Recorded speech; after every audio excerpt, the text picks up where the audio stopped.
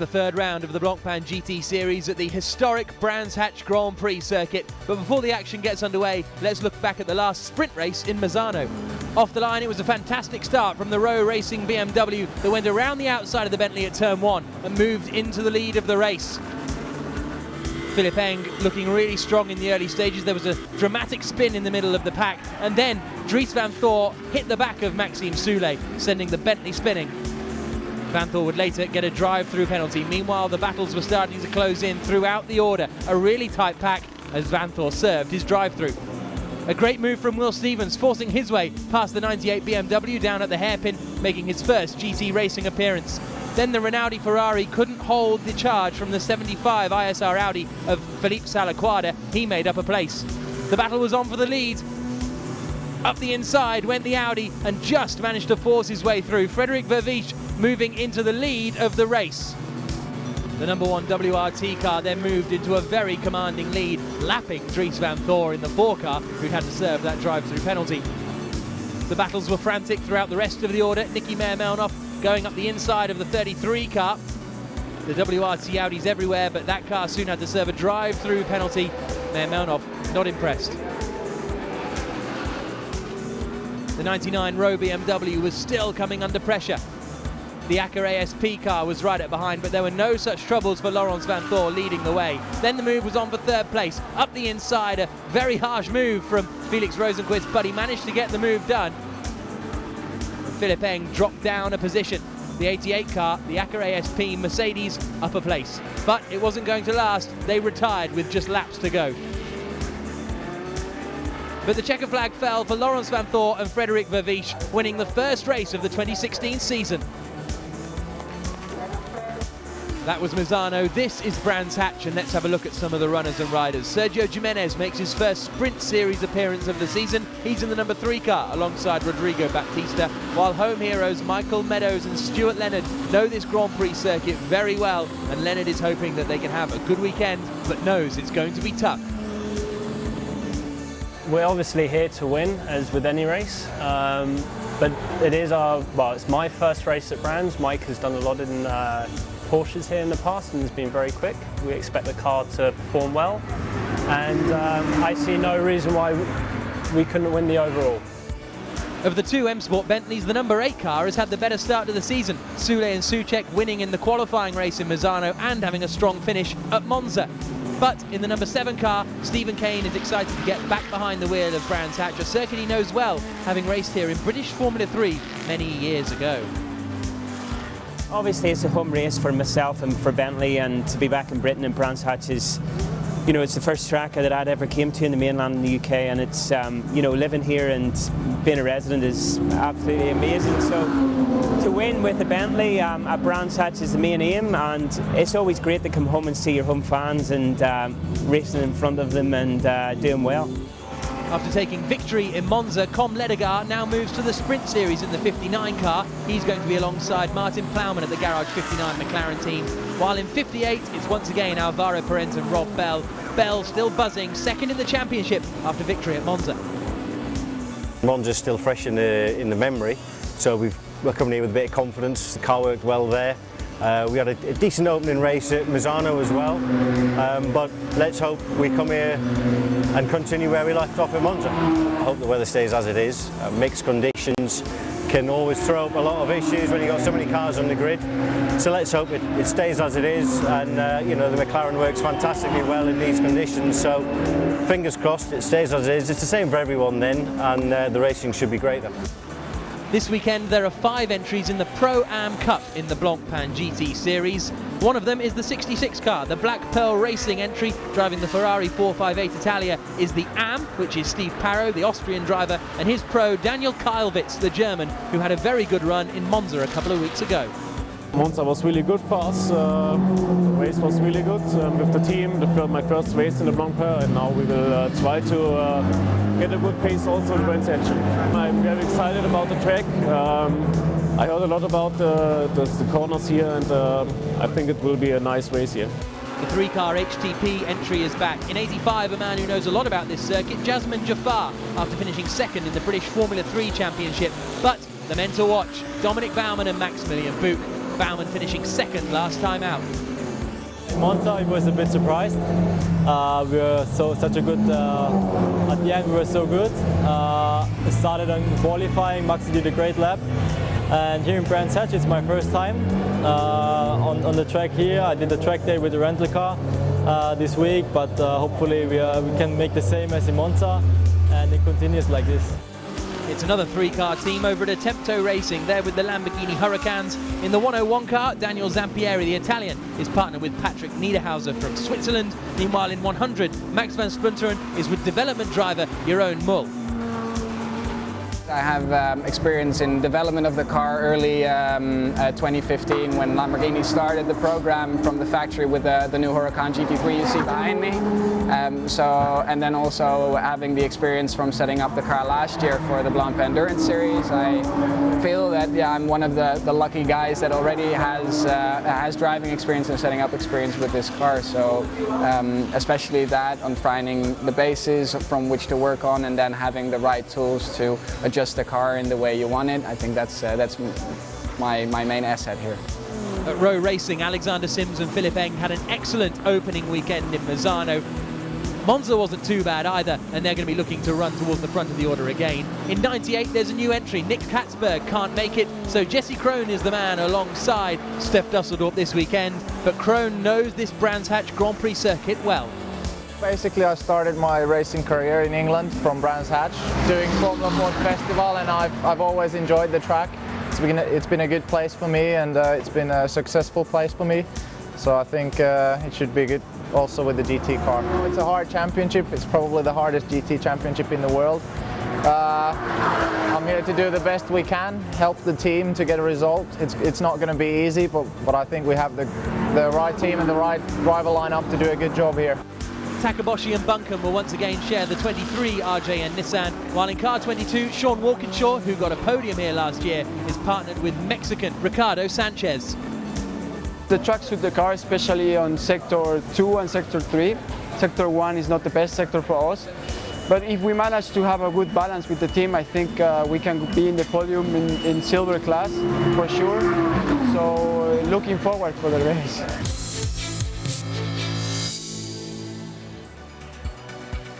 It's time for the qualifying race here at Brands Hatch ahead of the third round of the Blancpain GT Series season. It's the Sprint Cup element, 2 one-hour races coming up. This qualifying race will set the grid for the main race later on, which is the place where you can really score the championship points. My name is Jack Nichols. Alongside me in the commentary box is John Watson as we look down on a 37-car grid here at Brands Hatch. Absolutely massive and a wonderful day. Well, it's just perfect. Woke up this morning. Gorgeous May morning, as they always are, of course. And, well, there you are. Look at the track temperature already. Almost 40 Celsius. Ambient, almost 27. I mean, could you want for a better day? Certainly not. Here's how the championship stands in the Sprint Cup coming into this weekend. Laurens Vanthoor and Frederik Verviesche leading the Belgians with 30 points. 9 points clear of Philipp Eng and Alexander Sims, with Dominic Baumann and Maximilian Buch third in the championship at the moment. Rob Bell and Alvaro Perez in fourth. Salaquada and Stippler, then Norbert Siedler and Marco Seefried completing the top 6 in the Sprint Cup standings. But Vanthoor and Verviesche, after that victory in Misano, looking very healthy up at the top there. And further down, you've got Andy Soucek and Maxime Soulé, who won the qualifying race. That's where they picked up their 8 points from, even though they didn't actually score points in the main race last time out. Simkoviak and Schneider in 8th. And as far as it's concerned overall, this is the inclusion of the Sprint Cup and the Endurance Cup. Max Buch and Dominic Baumann lead the way by 2 points over Rob Bell in the Garage 59 McLaren. Vanthoor and Verviesche down in third place after they didn't have a strong weekend. The safety car pulls into the pits and the 1 hour qualifying race about to get underway. It's Franck Pereira on pole for the ISR Audi team. Jules Simkoviak alongside him. On the second row, it's Jasmin Jafar and Christopher Mies. And look at that, they're going already. The lights are still red, but it's a very, very quick start. And it looks like it's Simkoviak on the outside who's got the best getaway. Can he go around the outside of Patekilben? Yes! Simkoviak through and into the lead. A bit of a bump, a couple of bumps between Christopher Mies and the other HTP Mercedes. But Simkoviak leads. Down to second goes Franck Pereira in the ISR Audi. Third now is Christopher Mies. But what a good start around the outside, John. Yeah, man, emphatic from Jules Simkoviak. He was on the outside. He could break that a little bit later in the run into Patekilben, but I think Franck Pereira was just being a touch too cautious, and he gave it up rather easily. Great start from Maximilian Buch in that 84 HTP Mercedes. He's just gone around the outside of the car we were on board with there, Robin Freins. So really good start from Buch. He has passed Freins, and it wasn't a good day at all in qualifying for the WRT pairing. It was 9th and 10th on the grid for Vanthor and Freins respectively, and now Maximilian Buch is getting involved in that fight too. But up at the front, Simkowiak's disappearing on up the road. In second place, it's Pereira. He's under a lot of pressure at the moment from Christopher Mies, but Simkowiak is a second ahead as they come through the sort of middle sector. Yeah, but he's got the benefit, of course, by running clear air. He's the only car in the lead of the race, and all he has to do is just focus on what's ahead, not concerned about any of the other battles that are going on. And one of the issues we're going to see here, I think, later on in this race is that a lot of cars are going to get bunched together, and of course that then means overtaking becomes more difficult. The more bunching, the more difficult it is to overtake. Look at them coming into clearways, side by side going through, and great racing. Yeah, that was on the outside, the 100 car getting a little bit forced wide, and Jeroen Mull at the wheel there as he loses out of position, I think, to the 26th car, which is the Mike Parisi Science-Lock Racing Audi. But there's the battle for second place coming around the hairpin. It's a good start as well from Jazeman Jaafar, holding onto that fourth spot at the moment. He's under a lot of pressure from Alvaro Parent behind him. Then it's Tristan Vautier, then it's Mirko Bortolotti, then it is Laurens Vanthor, then it is Maximilian Buch, and then it is Robin Freins as they flash through Surtees and down towards Pilgrim's Drop again. I mean, wherever you look through the field, there's quality. Look how far back the Bentleys are. 7 of Stephen Kane and Adrian, the Suchek in the number 8 car. I mean, the BMW and the Bentley getting almost into contact as they come out of the bottom of Paddock Hill Bend and up. Bentley was thinking about a move, couldn't get it done. Here's a look at the start again. Great effort from Simkowiak, but it was quite a spread out start, wasn't it? The two leaders were pretty much at full racing speed before the lights went green. I have to say, in fairness, I'm glad they were, because had we had the field more compacted coming into Paddock Hill Bend, up into Druid, maybe it would have had a different outcome. But by going as quickly as the front row did, it did allow them to get a bit of a gap, and then those that were still coming round clearways hadn't even a clue the race had started. 53 minutes to go. This is the battle over second place. Then it's Jazeman Jaafar in fourth, Parent in fifth, Vautier sixth, Bortolotti seventh, Vanthor eighth. The cars just non-stop flashing through. There's Marcus Vingelock, who's down in something like 12th or 13th position at the moment as Max Buch pushes hard. He's under a bit of pressure now, though, as they come down towards clearways. He's having to cover the inside line. I don't think Freins will be able to go around the outside at clearways, though, but he's looking the faster of those two cars at the moment. I mean, one thing that's very clear is that the outcome of qualifying on Saturday has clearly had a major effect on who can do what. I mean, Laurens Vanthor qualified only 9th. I mean, on the 5th row of the grid. Normally he wouldn't even know where the 5th row of the grid was if you asked him to take you there. Here's an attack again from Stephen Kane. He's been desperately trying to get past Philip Eng for a couple of laps now in these early stages. Still not quite able to get through in that M Sport Bentley as they now drop down the hill into Graham Hill Bend. Through the left-hander and out onto the Cooper Straight. A little bit out of shape there for Christopher Hasser in that Science-Lock Audi he shares with Mike Parisi as they come through clearways and out into Pilgrim's Drop again. And if anything, the 7 Bentley of Stephen Kane has dropped back a little bit as Malcolm Wilson watches on. They now head down Pilgrim's Drop. We're on board with Robin Freins. Over the start line, down towards Paddock Hill Bend. The battle up in front is Max Buch trying to get past Laurens Vanthor. At the moment, a little bit of a twitch as he came through paddock there for Vanthor. And this is the best seat in the house, really. In 10th place, Robin Freins, all in the battle over 8th position. Can he find a way past that Mercedes in front? I think on some racetracks, I would say, yes, Brands, the nature of the circuit is such that with all these corners, they flow one into the other, and some of them are very quick corners. So your chances to get through or to get alongside to give you a chance. And because, again, the balance of performance now being so equal, everybody's got more or less the same straight line performance. Yeah, Bas Linders was saying that the balance of performance, the BOP, is the best it's ever been at the moment, and he's been in this for some 6 years. That shows you just how steep the run down Paddock Hill Bend is. Fantastic stuff. And the 98 car of Jesse Krohn is, look at that forceful stuff from Michael Meadows, finding his way past Lucas Stoltz, and that is relevant because it's 22nd position, but it's also relevant because it's the lead of Silver Cup. Well, apart from anything else, Michael Meadows knows this circuit probably better than he knows the palm of his hand. I mean, he's just raced here for I don't know how many times in how many GT cars. and that was a bit of circuit local knowledge, and of course a little bit of force as well. Yep, 2 times Porsche Carrera Cup GB champion Michael Meadows, so certainly knows his way around. So this is Rosenqvist leading this long gaggle of cars that continues to make its way up towards Druids. Are we finally going to see the move from the 8 Bentley? No, not quite. Across comes Stefan Racina to cover the inside line. A little bit of a nudge as Souček tries to force his way through, but not quite able to do it just yet as they come down into Graham Hill. But a bit of damage there on the rear of Stefan Racina's car. Now that, I don't know whether that was bodywork or whether that was a bit of tire. More likely, he maybe had contact earlier in the event and that's just eventually flicked off, but it's certainly the tire and bodywork are in contact. Now he needs to be careful because at this high speed tire, the shape of the tire, the downforce, more and more rub, and it's, well, coming up into Hawthorne, you can see just how much body the rubber is, and I would not want to be close behind in the Bentley in the event that suddenly that tire might let go. Yeah, exactly. That's going to be a tricky time for Stefan Racina. Hopefully that Lamborghini can keep going, but he's got Andy Souček right up behind him, looking to go past every which way he possibly can. I was thinking more about Andy Souček being directly. I wouldn't want to be directly behind. Well, yeah. If a tire went, because Souček's going to get it full on in the front of his Bentley. I'd rather be the car behind than in the car when the tyre went, though, as they come down towards Clearways then. 42.5 minutes to go. Nose to tail once more. Souček pulls to the outside, but that's not really going to work out at Hawthorne. One of the quickest corners on the circuit. Yeah, Racina got it in. Yeah, but he's got to try and do it. There's no way to pass on the outside line up into Hawthorne's. I think he had hoped that maybe the Lamborghini would run slightly further off to the left and maybe he could have made the undercut up into Westfield.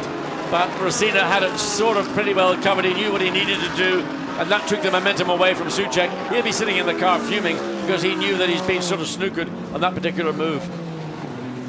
Pit stop window open. Marlon Stockinger, Dominic Baumann, all ready to get in their cars for the ISR and the Mercedes teams respectively. Is the 84 car coming in this time around? Yes, he is.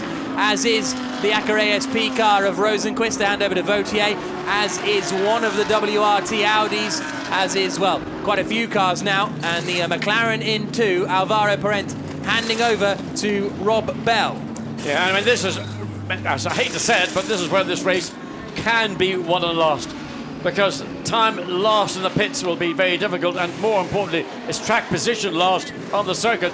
So this is pressure for the teams, probably as much as they've ever had to deal with at any event they've been taking part in. So it was 84 coming in from 9th place then. Dominic Baumann taking over from Maximilian Buch. There's the WRT Audi in the pits as well. That's the number 1 car of Laurens van Thor handing over to Vervish. And look at that, the 1 car coming out in front of the McLaren. So that McLaren was in 5th position. The number 1 car was in 8th. But now Vervish in front of Rob Bell. Well, I mean, how many times have we seen it in the past? How many times do we keep repeating it? That the pit lane and WRT are so closely married together that there's no space for anybody else to beat them. And again, they've just done a great job. Now, interesting, Vincent Valls, we saw just on one of those shots a little bit earlier. He is back here at Brands Hatch. That adds another dynamic to those teams' pit works. But there's our race leader, still yet to pit, Jules Simkowiak in that 86 HTP Mercedes, coming up towards the, and a slow-moving row racing car. Yes. Is that the Sims car? Alexander Sims had just taken over in 11th position from Philip Eng, and that car looks like it's slow and it's got a long way to go. It's almost going back to the pits in limp home mode, which is a sort of default situation on the onboard computers. If there's a problem, it just goes to that, and that's what the pace you'd expect to be limping back home, and it'll be an interminable drive back for Alexander Sim. That's about as fast as I'm going to drive home this evening, probably, as he comes up towards Clearways.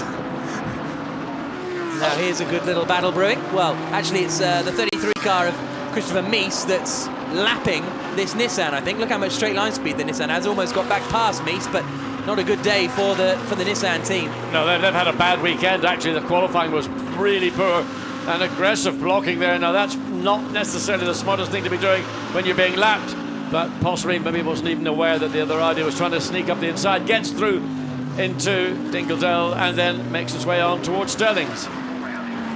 So when are we going to see the race leader Jules Simkowiak come into the pits? In comes the 98 car of Jesse Krohn. He's going to be handing over to Steph Dusseldorp, and into the pits comes one of the Attempto Racing Lamborghinis as well, as they filter in. And then make their way into the pit stops, but there's Jules Simkowiak still out there. But if there's one man you wouldn't mind handing over, a nice safe pair of hands, Bernd Schneider. Yes, I mean, Bernd is going to be just the perfect partner for Jules Simkowiak. But what was interesting again is just watching how easy it oops, well, having said that, suddenly he's got to make avoiding action with the BMW creeping back. That was Simkowiak, actually. Yeah. So all of a sudden, you know, we've just seen a lovely smooth drive from Jules Simkowiak, contrasting with some of his more erratic drives we saw in 2015. Yeah, absolutely. So Simkowiak stays out there. Now here comes the Lamborghini out of the pit lane. As they all start to emerge, it'll all filter together pretty soon. And once the pit stop window closes, here's a look at Jules Simkowiak pushing very, very hard indeed, coming through Stirling. So this is a different occasion as he mounts the curbs and then runs wide, and across the line they come. Into the pits now comes the second place car of Franck Pereira, handing over to Marlon Stockinger. Work being done on that ISR Audi. Now, how quick are the ISR team going to be in the pits? That's the question. They've been doing the sprint series for a couple of years now, so they should be good at it. But it's one of those, they haven't actually really been running this far up the order, so we kind of haven't really noticed if they've been any good or not, because we've never seen them fighting at the front of the order. Race leader in, Jules Simkowiak, handing over to Bernd Schneider. The 51-year-old German takes over from the 20-year-old Dutchman. And here is the 74 car, the car in second place, now in the hands of Marlon Stockinger. Schneider gets it away, fires it up. They're right at pit exit, so this is going to comfortably give them the lead again. I think they've lost a bit of time. It was about 8 seconds, the gap. It looks like it's sort of 5 or 6 now, but good work on board with Dries van Thor, trying to get past Nicolas Pola now. Into Paddock Hill Bend. Pola taken over that car from Mirko Bortolotti, then Dries van Thor, the car that was in the hand of Robin Freins, and behind them is Rob Bell, who was driving, or which car was in the hands of Alvaro Parent as they come down into Graham Hill Bend. Not really hooking up the apex there, Nicolas Pola, the former European Formula 3 racer, and Baumann as well, flashing his lights. He wants to get past Rob Bell in front of him. This is all the battle over 6th, 7th, 8th and 9th. As they hurtle now down Pilgrim's Drop. Keeping a watching brief on all of this is Tristan Vautier, who's a little bit further back in that pack at the moment. Now the battle for second place has tightened up a little bit, hasn't it? This is Marlon Stockinger. Oh, and this is getting a bit close, and that is going wide. A good opportunity for Dries van Thor to go through past Pola into 6th position. Trying to get past Didi Gonzalez, and it all kicked off, and that has promoted Dries van Thor. Right place, right time, opportunistic move. Through he goes. So very, very good stuff there. Here's a look at the replay, and Didi Gonzalez, well, he was sort of in the middle of the road and then basically closed the door. I'm not sure he knew Pola was there, and you feel a bit sorry for Nicolas Pola, you have to say. Rob Bell putting Pola under pressure as they come through Paddock Hill Bend. Again, Pola not quite managing to hook up the apex. Can Rob Bell find a way through? Pola runs wide, and that slows Bell down on the apex of Druids. As a result, Baumann is right up behind him as they come through, and a little bit of a wiggle there, and through has gone Dominic Baumann. He's got up the inside of Rob Bell and into that 7th position. Good move from Baumann up the inside of Bell at Graham Hill Bend.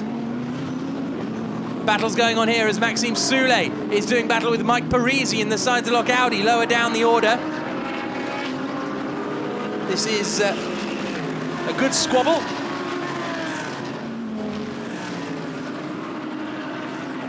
And here's a look at the replay of Baumann. Oh, there's a touch. There's a touch in the back there, just nerves Rob Bell a tiny bit to unsettle that McLaren, and Baumann goes through. Well, see what the stewards have to say about that one.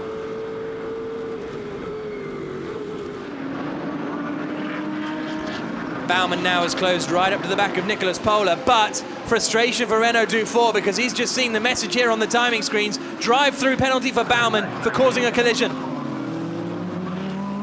Well, Bernd Schneider has been absolutely bossing this one up at the front. We've still got this fight for third place, though. Enzo Eid is in the 33 WRT Audi. Behind him is the charging Clement Schmidt. In the HTP Motorsport Mercedes, that Nissan is a lap down. But can Schmidt find his way through? We are not quite on the final lap of the race. Out of the pits comes Baumann, having served his drive-through penalty. Way down in 18th place now. Through the final corner comes Bernd Schneider. This is his first full season of racing since retiring in 2008 from the DTM, and he is going to take victory in the qualifying race at Brands Hatch. Wonderful for him, wonderful for that man, Jules Simkowiak, his first Blancpain Sprint win. Absolute delight for them. Second place across the line is going to be Franck Pereira and Marlon Stockinger after starting the race from pole position. Not a bad effort at all, you have to say. Still one of the best results for ISR. And third, just across the line, Enzo Eid and Christopher Mies holding off Clement Schmidt and Jazeman Jaffar. And real delight in the ISR team. They have worked so hard in GT racing, having made the switch from single-seaters a couple of years ago, and this by far their best result in Blancpain. The McLaren comes across the line ahead of Vautier and Rosenquist as they continue to stream through and take the checkered flag. But it's victory for Jules Simkowiak and Bernd Schneider. They'll start on pole position for the main race later on today. High fives all around, and they are now with John Watson.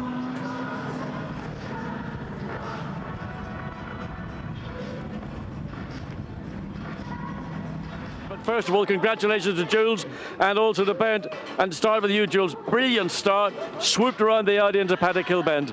Yeah, it was a nice start. We were accelerating quite early down to the last corner, but I had a good start. I could anticipate pretty well and get the lead and just control from there. So you just drove away from the field. It looked like it was a Sunday morning drive. It was. I tried to approach it like this to stay calm, really. Well, you've learned a lot this year, I think. Well done. Bernd, you got a car. All you had to do was just bring it back home. I mean, again, for you, so easy. It was not that. It looks easy, but Brands Hatch is really special. You have all the bumps. You have to be concentrated, even if you have a good lead, a big lead. And now I should keep pushing because I was interested to see how the tire works later on in the main race. How can I attack the car? So you'll be starting the main race in pole position. He had a brilliant start. Jules, a brilliant start. Can you do any better than that? No, he was absolutely impressive. And we were talking before about the start situation, and he had this already in his mind. And I said, please don't risk too much. But he made it excellent. I think you're a great teacher. Well done. Congratulations, both of you. Thank you very much. So here's a look at the results after the first 1 hour race of the day. Mercedes-AMG GT3 HD Motorsport taking the victory. The 86 car of Bernd Schneider and Jules Simkowiak winning. Marlon Stockinger and Franck Pereira 21 seconds back down the road. And if you add 21 seconds to Stockinger and Pereira's race time, you end up down in 10th place. That's the kind of advantage that Schneider and Simkowiak had in the end. Marlon Stockinger and Franck Pereira finishing in second position. Enzo Eid and Christopher Mies completing the podium. Clem Schmidt and Jazeman Jaffar in fourth. Vervish and Van Thor, good recovery drive from them from 9th up to 5th, but that's still not the kind of positions they want to be finishing in. Nicolas Pola and Mirko Bortolotti doing a good job to finish in 7th place at the end of that race. Further down, you've got the results of the drive-through penalty for the HTP car 84. 18th place for Dominic Baumann and Maximilian Buch. That is frustrating for them, there's no doubt about that. And yeah, well, don't really know what to say about that. Real tough luck for them. 15th is the Silver Cup winners, Stuart Leonard and Michael Meadows, putting their home knowledge to good use. Maximum Splinter and Jeroen Molt completing the top 24. The top step of the podium for Simkowiak and Schneider. They'll be on pole.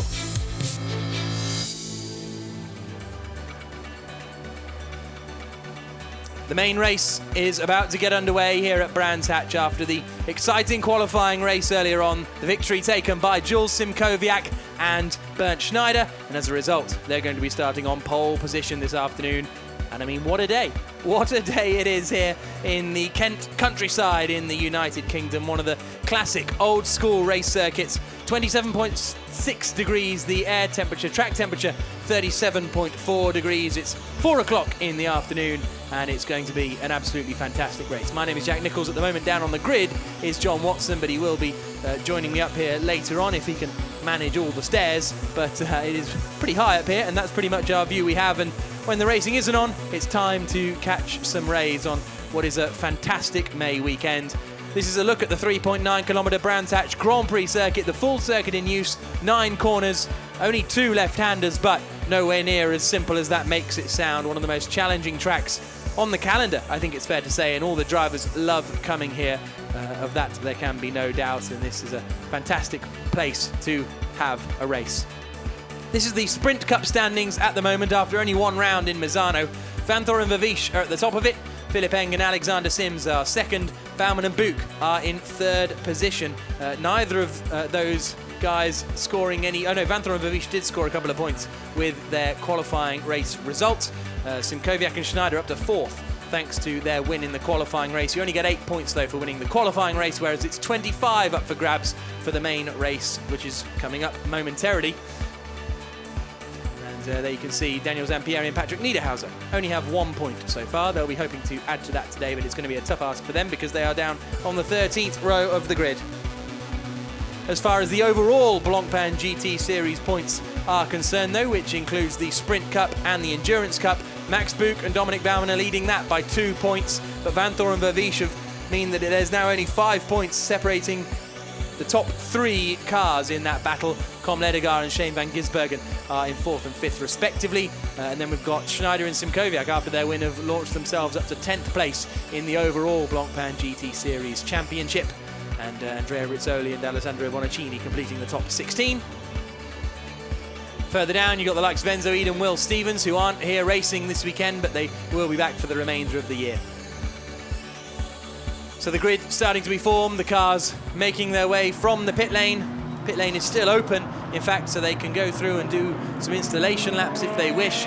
But we have got some cars forming up on the grid, and what a treat these guys have been seeing over the course of the day. So let's go down here from Laurens Vanthor, 5th on the grid. He's talking to John Watson. Laurens, we're accustomed to seeing you in the front row of the grid, pole position, but is this the toughest grid you've ever seen in GT3? Yeah, it is. And the result of that is us not being 100% performant like we want to. And instead of being maybe in the past on P4, P5, we were P9 in qualifying. So yeah, we're still trying to improve. Qualifying race was a bit better, but not how we wanted. So we got up there. Our aim is a podium, but let's see. You've always got an aim of a podium. Nobody you're talking about, Laurens. But the thing was interesting was that you started 9th in the sprint race, you finished 5th. I mean, how much of that was just you and your co-driver on track as opposed to great pit work from the guys? I think we gained 1 position on track, and then we were better than the guys in front of us or my sin, but this track is amazing, but it's a bit difficult to overtake. That's the only problem. And then yeah, our crew made the difference in the pit stop and further in the outlap. That made us gain the most positions, and I'm happy we can always count on them because it's the safest way to do so. Well, what do you expect Frederick to try and do? I mean, obviously on the 3rd row of the grid you can't make a dash for the lead into Paddock Hill, but you're still well enough placed to be ahead of the main field. Yeah, the thing is, this year we want to win a championship. If we don't win any race and we win a championship, we're happy, and that's our goal. Now, like I said, we didn't have 100% the pace we wanted. We made quite a radical change. Normally we don't do that, but we were... You've made a radical change since the sprint race? Yeah, since the qualifying race, yeah. So we hope it works out, and again, our aim is to get in the points, get a podium. We're happy with that, but obviously, yeah, you never know what happens. So okay, have a good one. Thank you.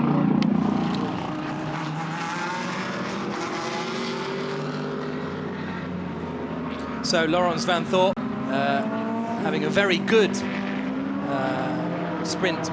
qualifying race, gaining up a number of positions, but not quite managing to make it all work out in the end, and still not happy with the car. And well, to make quite a radical change is quite a big step. We did hear from Christopher Mies saying he had made quite a radical change, and he was the WRT car that had some pace. So whether they've just copied Christopher Mies' setup, potentially, we'll have to wait and see as the race progresses. So now let's hear from Mirko Bortolotti, the Italian driver, and he is going to be starting in 7th place on the grid. Mirko, you started 7th in the sprint race, you're starting 7th in the main race. Is that good or bad? Well, it can be worse. It could be better, for sure. We had a good first race, to be honest. We had a good pace throughout the weekend. Everything worked fine.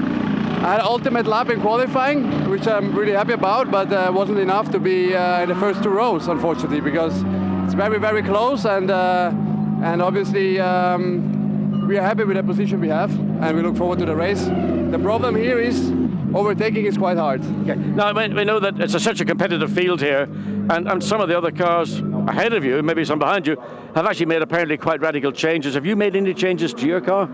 Compared to the race, you mean? Compared to the race this morning? Well, sure. We also struggled with some balance issues this morning that we didn't have in yesterday on the whole day. So we tried to adjust something on the car for the second race. Hopefully it works out. Nicky's in the car. He showed in Misano that he's really, really good at the start. He did a very good start there as well. It's his second start in a GT car. And I'm sure he can do well, and then we will try to attack as much as we can with me in the second part of the race. Sure you will. Many thanks, Mirko. Thank you. So Mirko Bortolotti starting then in 7th spot, and it's going to be an entertaining race coming up for him, a man who has some experience here over the last couple of years, and including the FIA Formula 2 Championship. Got a podium finish here, did Mirko Bortolotti, back in 2011. So he's going to be starting in 7th place on the grid. The highest placed car of the Lamborghinis. Pole position for Bernd Schneider, alongside him Marlon Stockinger on the front row. It's the cars that finished, the drivers that finished, sorry, that will be starting the main race later on. Now let's hear from Vincent Vos, the team manager of the Belgian Audi WRT squad. He's talking to John. Vincent, we missed you yesterday. What were you doing? Well, I had some work to do in Spa. You know, I live in Spa. No, well, we were there for some other races for the TCR International with 3 Golf. But you weren't doing your normal role. You were doing a commentary. Yeah, also, yeah. I had some nice time commentating the race of the WEC. Now, what influence have you brought to your team here since you arrived this morning?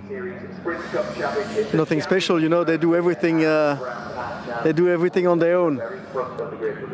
I don't think that's the case, but anyway, look, it's a very, very competitive grid. I can't remember a grid so tight as we've seen here to this weekend. I think this is one of the best championship that you can find. When you see the top 10 in 3/10s, it's just incredible. The level of the championship just went very high. Well, thank you very much. And happy birthday, John. Pardon? Sorry? Happy birthday. I think it's your birthday today. Well, your 55th birthday. Something like that. It was a little bit earlier in the week. This is for me. Thank you very much. Thank you. Thank you, Lawrence. Thank you. Excellent. Watty was 70 back on Wednesday, so he's got a card and a car from SRO and the Blancpain GT Series, signed by all the drivers and the TV crew, and so yeah, many happy returns to John Watson, and thank you for his years of service with SRO, going back sort of, well, 6 or 7 years now, I suppose, back into the FIA GT1 World Championship days. So 10 minutes to the start of the formation lap here in the Blancpain GT Series. The Sprint Cup about to get underway, and it is absolutely sweltering here. The sun beating down on the start-finish straight. It's a fantastic view out of the commentary box window. In fact, that was pretty much it. And it's also 10 years of GT3, 2006 to 2016, and Stefan Rattel, the man who invented the GT3 category, essentially. And 10 years ago this weekend at Silverstone, there was the first round of the FIA GT3 European Championship. And look where GT3 has taken us now. 37 cars on the grid ahead of a 1-hour race around Brands Hatch. At the back of that grid, Alexander Sims and Philipp Eng in the BMW M6. What a tough ask they've got, coming through from 37th on the grid. It's going to be a real challenge for them, and that shows you just the kind of caliber that we're going to be dealing with in this race. Pole position then, Bernd Schneider. What a performance he is going to have. And we can now hear from Stefan Rattel on 10 years of GT3. He's talking to Dakota Jane. 10 years of GT3 racing, unbelievable. We are having a great weekend here down at Brands Hatch. Yes, time flies. It was exactly 10 years ago. It was at Silverstone in the UK. I don't remember if the weather was as nice, but we had already a very good grid. We had 42 cars on the grid for the very first one, so we can say that GT3 was a success right out of the box, and it's developed tremendously, spread over the world, so many championship and series, and I'm still very proud to be running the best of them all. So I think we're looking forward to a great race. And we'll be back to Silverstone next week. Yes, yes. Sprint here and Silverstone in a week. So welcome to Silverstone in just 6 days. Thank you. Thank you. Stefan Rattel, a very happy man, as you might be with 37 cars on your grid when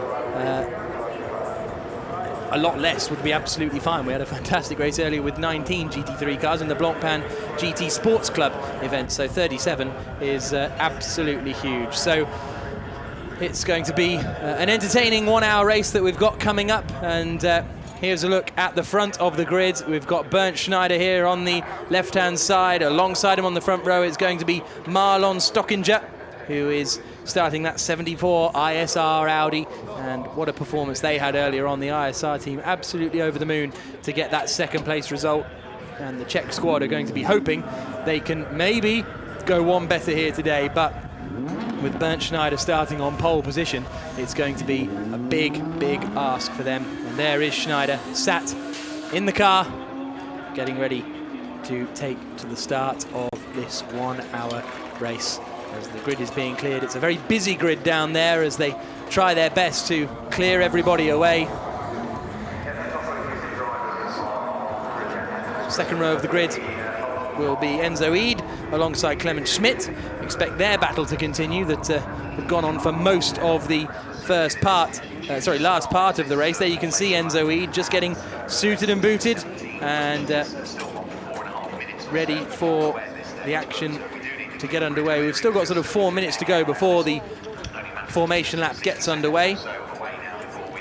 Enzo Eid did a very good job actually in that race this morning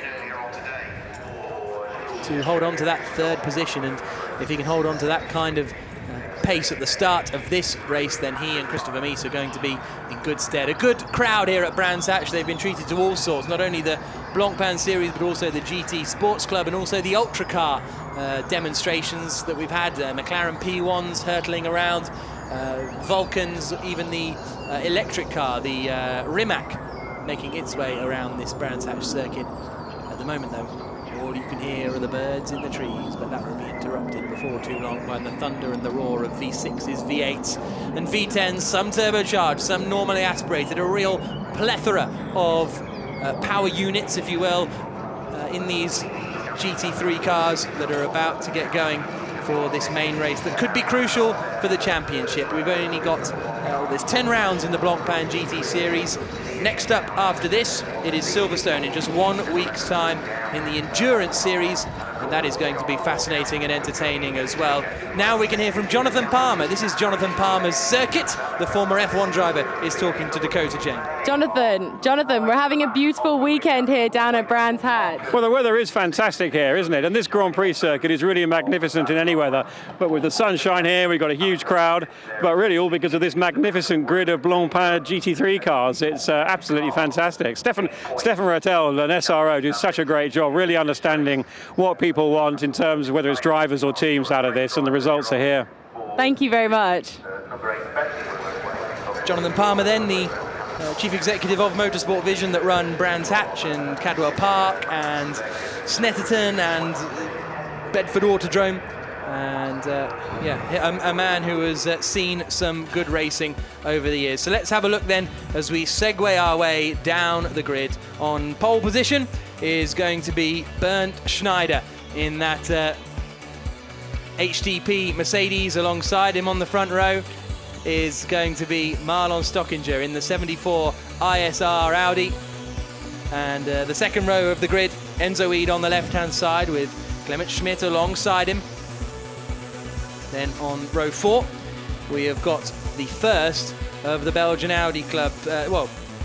No, because we've got Eid up there in 3rd place, but then these two are the cars that have been struggling. Vervish and Dries Vanthoor are going to be the drivers starting those. Nicolas Pola and Rob Bell then on the next row of the grid. Felix Rosenquist and Maxime Soulé are next up in the Acura ASP car and the Bentley respectively. Mike Parisi had a really good race earlier on to finish in 11th place. They didn't start that high up after qualifying, but Parisi and Christopher Hasser really battled their way through. Alongside them, the number 7 Bentley that finished in 12th place, which was respectable, but Soulé and Soucek actually had a really good race and climbed up through the field. The 333 Rinaldi Racing Ferrari will start the race in 14th place. Marco Seefried at the wheel. Stuart Leonard will be starting that WRT Silver Cup pole position car down in 15th place. And the grid just keeps going and going. We've got Nikolai Moller-Madsen there on the left-hand side, starting in 19th position. That's the second car at the moment in the Silver Cup. Good race from Mitsunori Takaboshi and Alex Buncombe to finish in 21st position, having started an awful long way down the order compared to that. And that'll give them, I suppose, some hope going into this race, John, that the Nissans have got something back. I mean, fundamentally, the Nissan has got good performance. We know it's capable of running at the front of a grid, but for some reason, and the team aren't clear as to what that reason is, they've just not been able to lock into that performance window. And it's been sad to see these two Nissans running outside the top 10, outside the top 20, outside the top 30. That wasn't qualifying. Something most unexpected. And a big job for Alexander Sims from 37th. When you start something like that in a 1-hour race, what can you do? Can you have any expectations? Well, I mean, it's not Long Beach 83, that's for sure.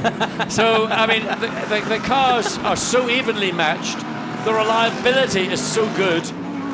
Really, where most positions are going to be made up, I think Lawrence Vanthoor alluded to in the interview on the grid, is going to be by really good, quick teamwork. And if you can come in at the right moment and get your team to get your car serviced, turned around and sent back out again, you're going to possibly make up a couple of places, maybe a bit more, if the team is really doing a good job.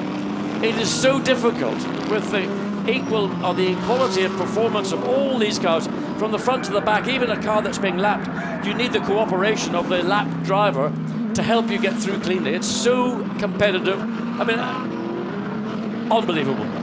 Long Beach 83, just in case you're unaware, is the record for the lowest started, highest finishing Grand Prix. Someone started in 22nd and won. Here's a look at the grid. Bernd Schneider on pole position. Marlon Stockinger alongside him on the front row. Mercedes versus Audi in the top 2 rows as Enzo Weed and Clement Schmidt do battle on row number 2. Then it's Frederic Vervish and Laurence Vanthoor as Dries Vanthoor, my apologies, as they try and charge up the order. And then we've got Pola and Bell in 7th and 8th positions. 9th and 10th, Felix Rosenquist and Maxime Soulé, the number 8 Bentley Continental, doing a really good job for the M Sport team in race 1. Then Parisi and Abril in 11th and 12th positions. A Frenchman and a Monegasque alongside one another. Nicky Mermanov will start 13th. The first Ferrari will start in 14th with Marco Seefried. Stuart Leonard starts on pole in the Silver Cup alongside Jeroen Bleekemolen in the 16 Lamborghini. Then we've got Frank Stippler and Dominic Baumann. A drive-through penalty for them means they're going to start down in 18th position. Moller-Madsen and Baptista are 19th and 20th on the grid. Then it's Takaboshi and Steph Dusseldorp on the next row. The 20 in 23rd place, you've got Michele Beretta. They had to change a clutch in 2 hours in between the 2 races, and they have managed to make it out onto the grid. Great work from the Grasser team. Then we've got Monti and Valsecchi in 27th and 28th positions. Then we have Bobalik and Broniszewski completing the top 30. Just a couple more rows to go. Sanchez and Plowman as we get in towards the cars that had trouble earlier on. And, well, what a big grid. Yeah, I think one of the things going to be interesting is the pole position is the Mercedes, which won the race on the right-hand side of the track. For the sprint race, it was the Audi of Stockinger and Perret who were on the inside. The outside line might be the quicker. Can Audi do to Mercedes what they had the reverse of, some 4 hours ago? The 1 hour main race here at Brands Hatch. 25 points up for grabs. Bernd Schneider on pole. Marlon Stockinger alongside him. Eden Schmidt on row 2. There's the green light. Who's going to get a good start? For Pola flying through in the middle. It's pretty messy in the middle of the pack, but Bernd Schneider has got away. Up into second place has gone Enzo Ede. Really good start. There's contact there. Stockinger almost sent spinning, but everyone is safely through. Paddock Ben somehow got very busy up in there. Really good start though from Enzo Ede. A very good start from the 8 Bentley as well. That's really got itself into the mix. Is everyone going to get safely through? Schmidt is forced out onto the grass, but keeps it pointing the right way as they hurtle down into Graham Hill Bend. What a fantastic sight. We're on board with Dries Van Thor, and what a start that is. Up the inside there is coming Rob Bell. Bell's going to hit the Lamborghini. No, not quite. Two passes into Sterling. A great effort by Rob Bell. He looked very racy coming out of Paddock Hill Bend. He's continuing to do so on the grass.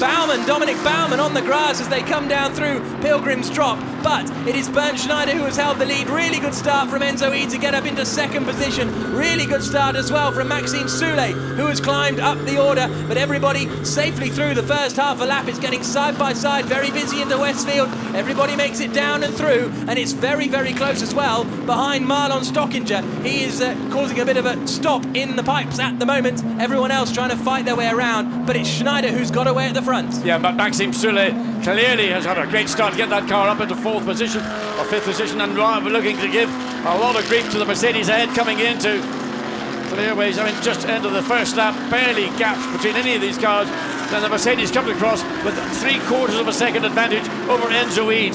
Third then is Stockinger, fourth Vervish, fifth is Schmidt, sixth now is Maxime Soule, and he's now going to try and attack Clem Schmidt coming up towards the hairpin at Druids. Not quite able to get done, but as you say, up to sixth place. A really good start from Soule. He needs to be careful because he's got the McLaren of Rob Bell right behind him. Nicholas Pola got a good start, then got shuffled back. Mike Parisi's up into ninth place. It's 10th place now for Dries Van Thor, and the number 1 car of Frederik Vervish, meanwhile, didn't really clock this, but he's gone from 5th up into 4th position, so he has made a position up. Schneider leads though, Ede in 2nd position.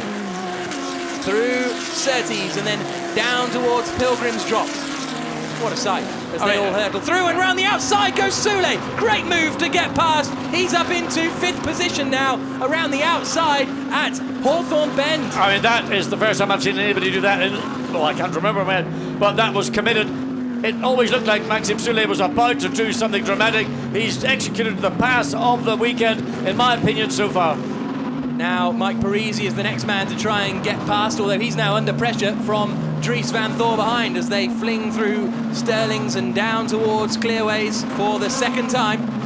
And it's Bernd Schneider who continues to lead. Him and Enzo Ede breaking clear just a little bit up at the front. Then there's a bit of a gap back to Stockinger, a bit of a gap back subsequently to Vervish, and then Soucek, Schmidt, Bell right together. Is Bell close enough for a look at Clem Schmidt? He's managed to force him wide at Paddock Hill Bend. Is that going to give him the run up the hill into Druids? No, not quite close enough for Rob Bell this time around. Clement Schmidt holding on to that 6th spot. Yeah, and having given it up to the Bentley, he wasn't about to give it up to Rob Bell and the McLaren, so he just put the car on the bit of racetrack that Rob Bell had his sights set on, put a deposit on it, but he had to get it taken back. But now here's the look up the inside as the charge continues, and that's going to be a very, very tight one. What a little drive. This is from Maxime Soule, past Frederik Vervish into the left-hander, and Andy Soucek can't believe what he's seeing. No, I know, but what a car is hooked up as Maxime Soule and the Bentley are. He has passed 2 cars, 2 great passes. Into Surtees going to be the second best pass of the weekend. You can't overtake at Brands Hatch. So they told me. On the grid they said, no, we can't pass, we can't do anything. But when you've got a car that's working, and right now that Bentley is probably working better than any other car on the racetrack, he's able to pass 2 cars. The outside round Hawthorne's, that was courageous. The one up into Surtees, one of my favourite spots in Brands Hatch, and if you can get it done, it's a very happy one. Problem for Frederik Vervish and the number 1 WRT Audi, and they've hit with the 7 car, and so the Audi is slowing on the racing line, and everybody is spreading which way cars off, and that is one of the WRT cars, I think it is. The number 1 car of Vervish trying to get out of the way of everybody else. He has picked up a problem, can't make out what it is. Yes, right rear. So Vervish wrestles his car back to the pit lane. Disaster for he and Laurens Van Thor, who are leading the Sprint Cup Championship. They're going to be right at the back of the field now. And it's thrown a real opportunity for everybody, because when they came up against Vervish coming out of Sterlings, there was a mass traffic jam, and somebody who was in the right place had advantage and others would have been disadvantaged. Look at that Lamborghini trying to get through on the inside down into the left-hander. What a great move that is from the 19 car, and at the wheel of that at the moment is Michele Beretta. He has made up a position to get past Nicky Meyer-Melnoff. So Schneider leads, Eade second, Stockinger third, Soulé fourth, Schmidt fifth, Bell sixth, Polar in seventh, Mike Parisi eighth, ninth for Dries van Thor, 10th for Felix Rosenqvist. Side by side down Pilgrim's Drop. Three wide coming into Hawthorne Bend. This is unbelievable. The Smoke Nissan up the inside. Smoke from the Lamborghini is gone. It's the Ferrari. The 333 Ferrari. Suddenly a lot of smoke came from the back of it, coming into Hawthorne, and more drama. We didn't have much drama in the sprint race. We've had nothing but drama, but we're on the fourth lap.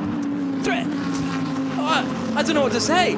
Takaboshi went past two cars down Pilgrim's Drop and into Hawthorne Bend up the inside. Wonderful stuff from Takaboshi. He got past the 3 car and the 2 car. Real bumping and boring in the pack as they explode out into the sunlight of the Indy circuit and then round the final corner, just trying to pick out what on earth's going on. So Takaboshi into the pits comes another Audi. Takaboshi now. And 2 cars coming in.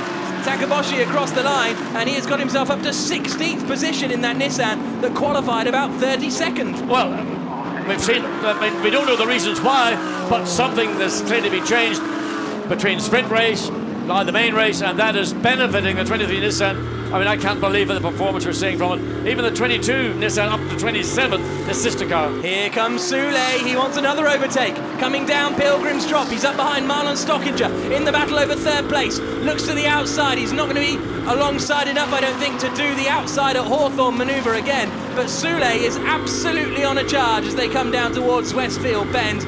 Phenomenal performance from him so far. Oh, 2 cars off, and that is a Rowe Racing BMW and Nikolai Moller-Madsen. Which one 98. Is it? It's the 98 car, so that is in the hands of Steph Dusseldorp. But we're back now, coming into Stirling Bend for this battle over third position. The Bentley has just got performance above and beyond any of the other cars that he's been behind or that are currently ahead of him. And it's just a matter of waiting to see where he can get the best run. Off coming out of Clearways, not close enough to have a look up into Paddock Bend, but he will try to use Paddock Bend to set him up for a move up into Druids. He needs to be closer going into Paddock Bend. A little bit wide from, and there's more damage to the front of that Audi. Moller-Madsen has been involved in a collision out there. That was with the Rowe BMW that we saw them returning to the track together, so they've been off into the scenery. Now Marlon Stockinger knows he's got to get quick because he set the fastest final sector of anyone. Look how late on the brakes Soulé is as they come into Graham Hill Bend, but Stockinger gets a decent exit. Yeah, but Soulé overran the corner, he got compromised. He would like to have had a look up the inside into Stirling, so he did a couple or 3 laps before, but by being too close and too far out to the right in Graham Hill Bend, that was the result. Okay, 8 minutes gone.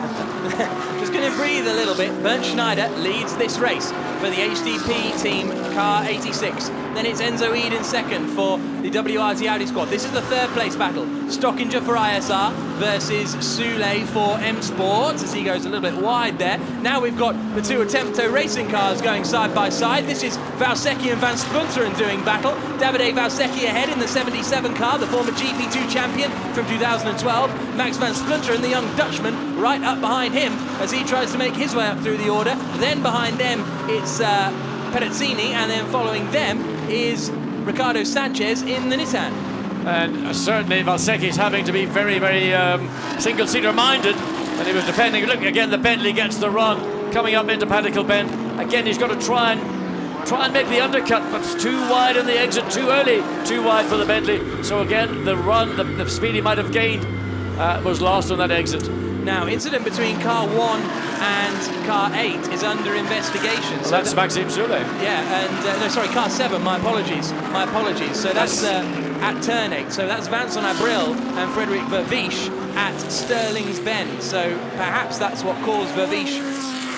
Well, you would have thought to slow, but he was slow already by the time they got to Stirling. So we'll see what the stewards decide on that one. I think it may have happened something coming up into what we call Dingle-Dell. Actually, Dingle-Dell corner is now called Sheen Curve, but I think Dingle-Dell sort of rings with me. Anyway, Maxime Soulé still pushing, but in fact, Marlon Stockinger has done a good job in defending that position, and he's not been able to. Or he's been able to prevent, as I say, Maxime Soulé from using the basic performance advantages the Bentley has to put it ahead.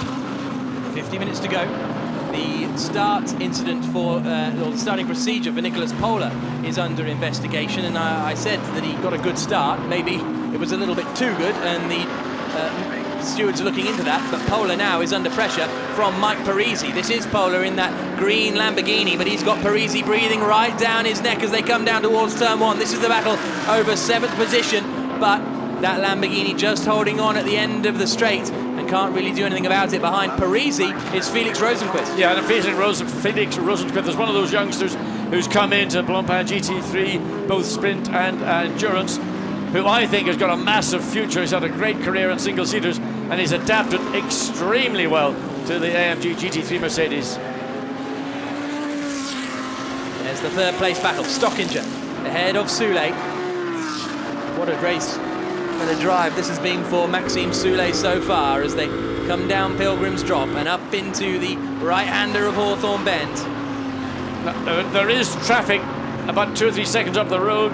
That isn't the lead car, that's one of the Audis. That might be the number 1 Audi that's I think it's Enzo Eid in second place at the moment. Maybe. So there's Eid. Okay, then it is. And then there's the there it is, the third Stockinger place. battle. So Eid's dropped back from that lead, and he's only 1.7 seconds ahead of Stockinger. Again, look at Soulé, so aggressive in really using the strength of the Bentley to maximum effect everywhere he can to try and distract Stockinger, to make sure that he's keeping him unsettled as the Bentley just threatens every part of the racetrack. Yeah, absolutely. We're on board with Maxime Soulé as he comes out over the line once again. Raced in 2 times Belcar champion Maxime Soulé, but is showing really good speed here today in the Blancpain GT Series as they come into Druids.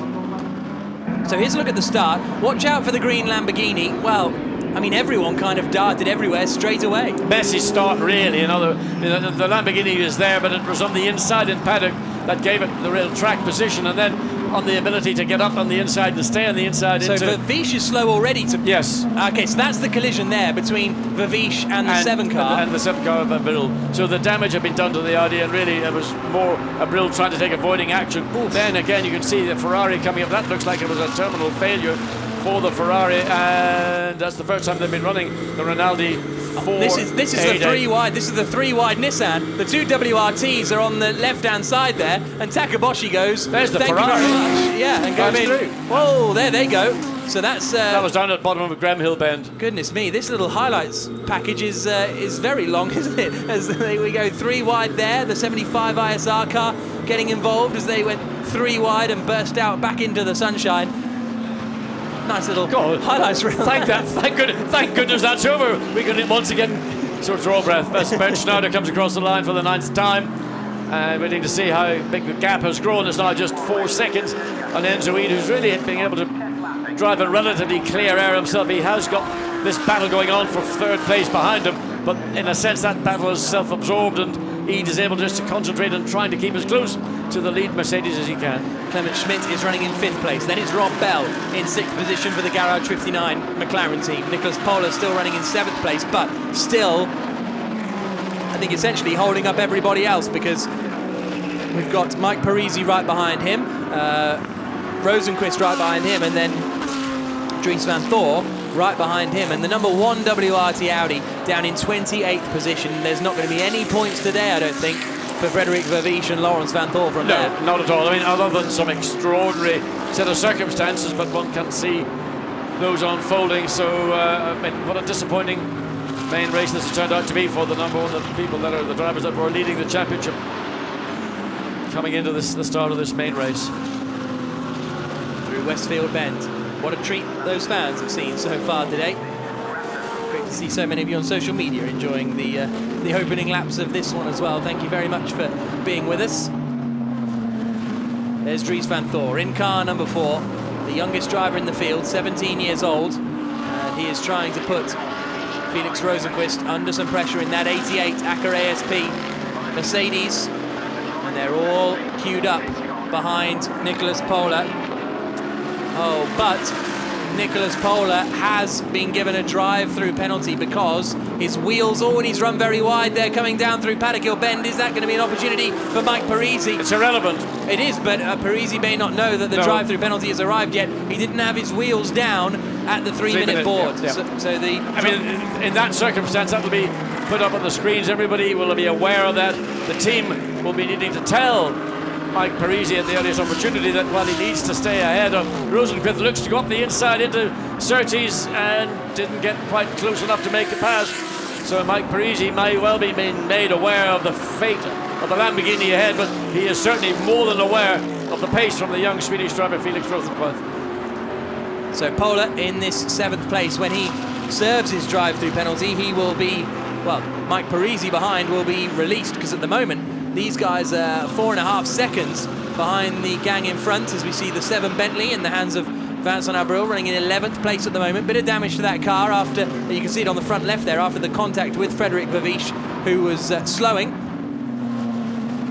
as he swings at this point in the track. In fact, as he swings through Sterling's. We've only got 9 minutes till the pit window opens. This is the battle for 3rd place that's continuing, but again, isn't quite coming together.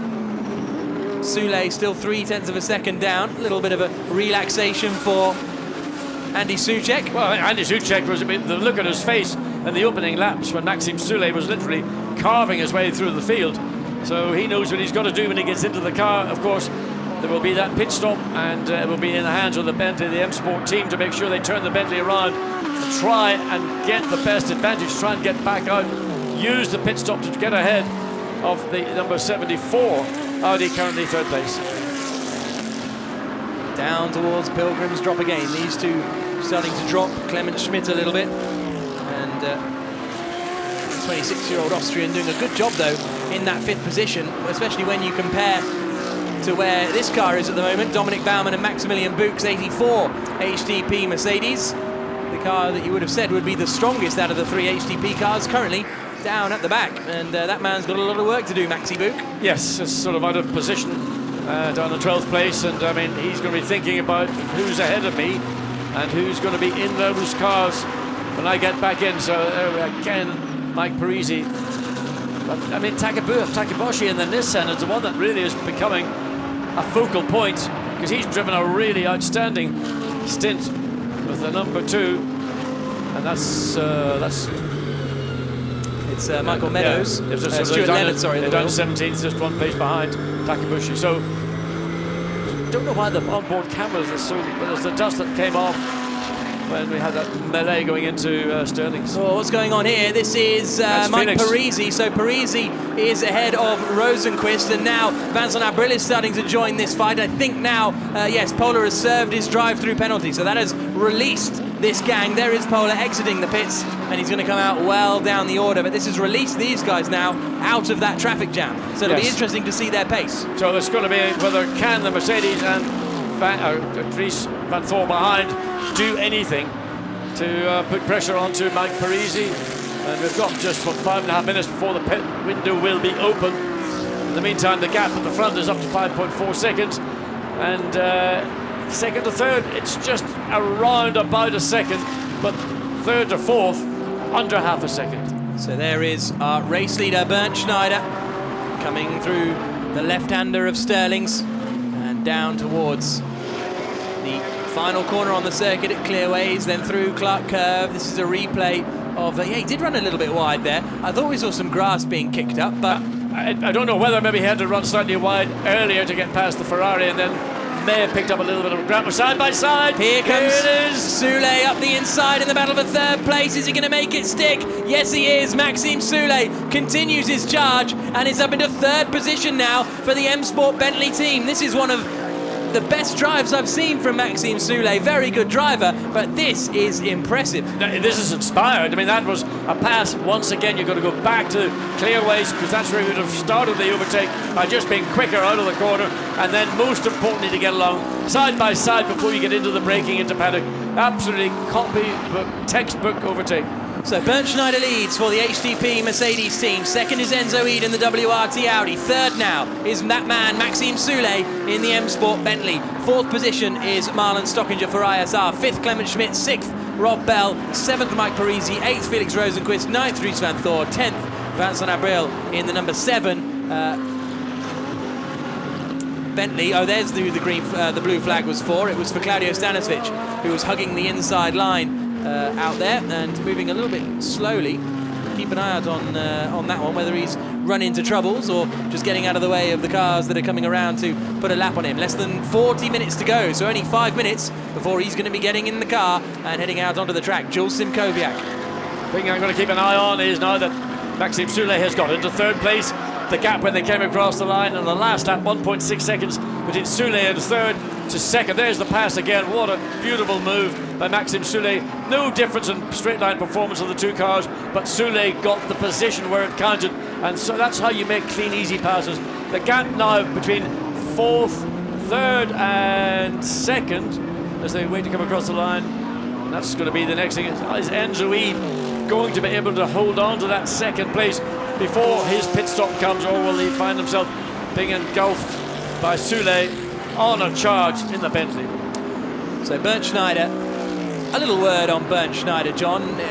51 years old, to be leading a field as competitive as this, that is still pretty impressive. Do you ever lose it?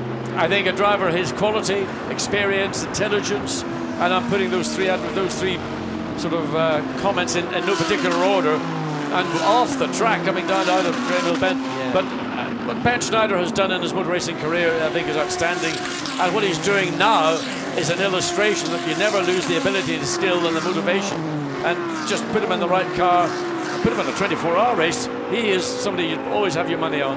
So here's a battle between Nicky Meyer-Melnhof, who is coming under pressure from Jeroen Bleekemolen. They are battling over 13th position. Meyer-Melnhof in the blue and white Phoenix Audi. Bleekemolen there in the 16 green Grasser Racing Lamborghini. Has got the inside line, and they're going to go side by side up towards the right-hander, and through goes Bleekemolen. Good move past Meyer-Melnhof. The next man to come through is the man who's hurtling up through the order, Mitsunori Takeboshi-san. Yeah, he'll be there, believe it or not. He's going to have horsepower to spare when he gets out onto the pit straight.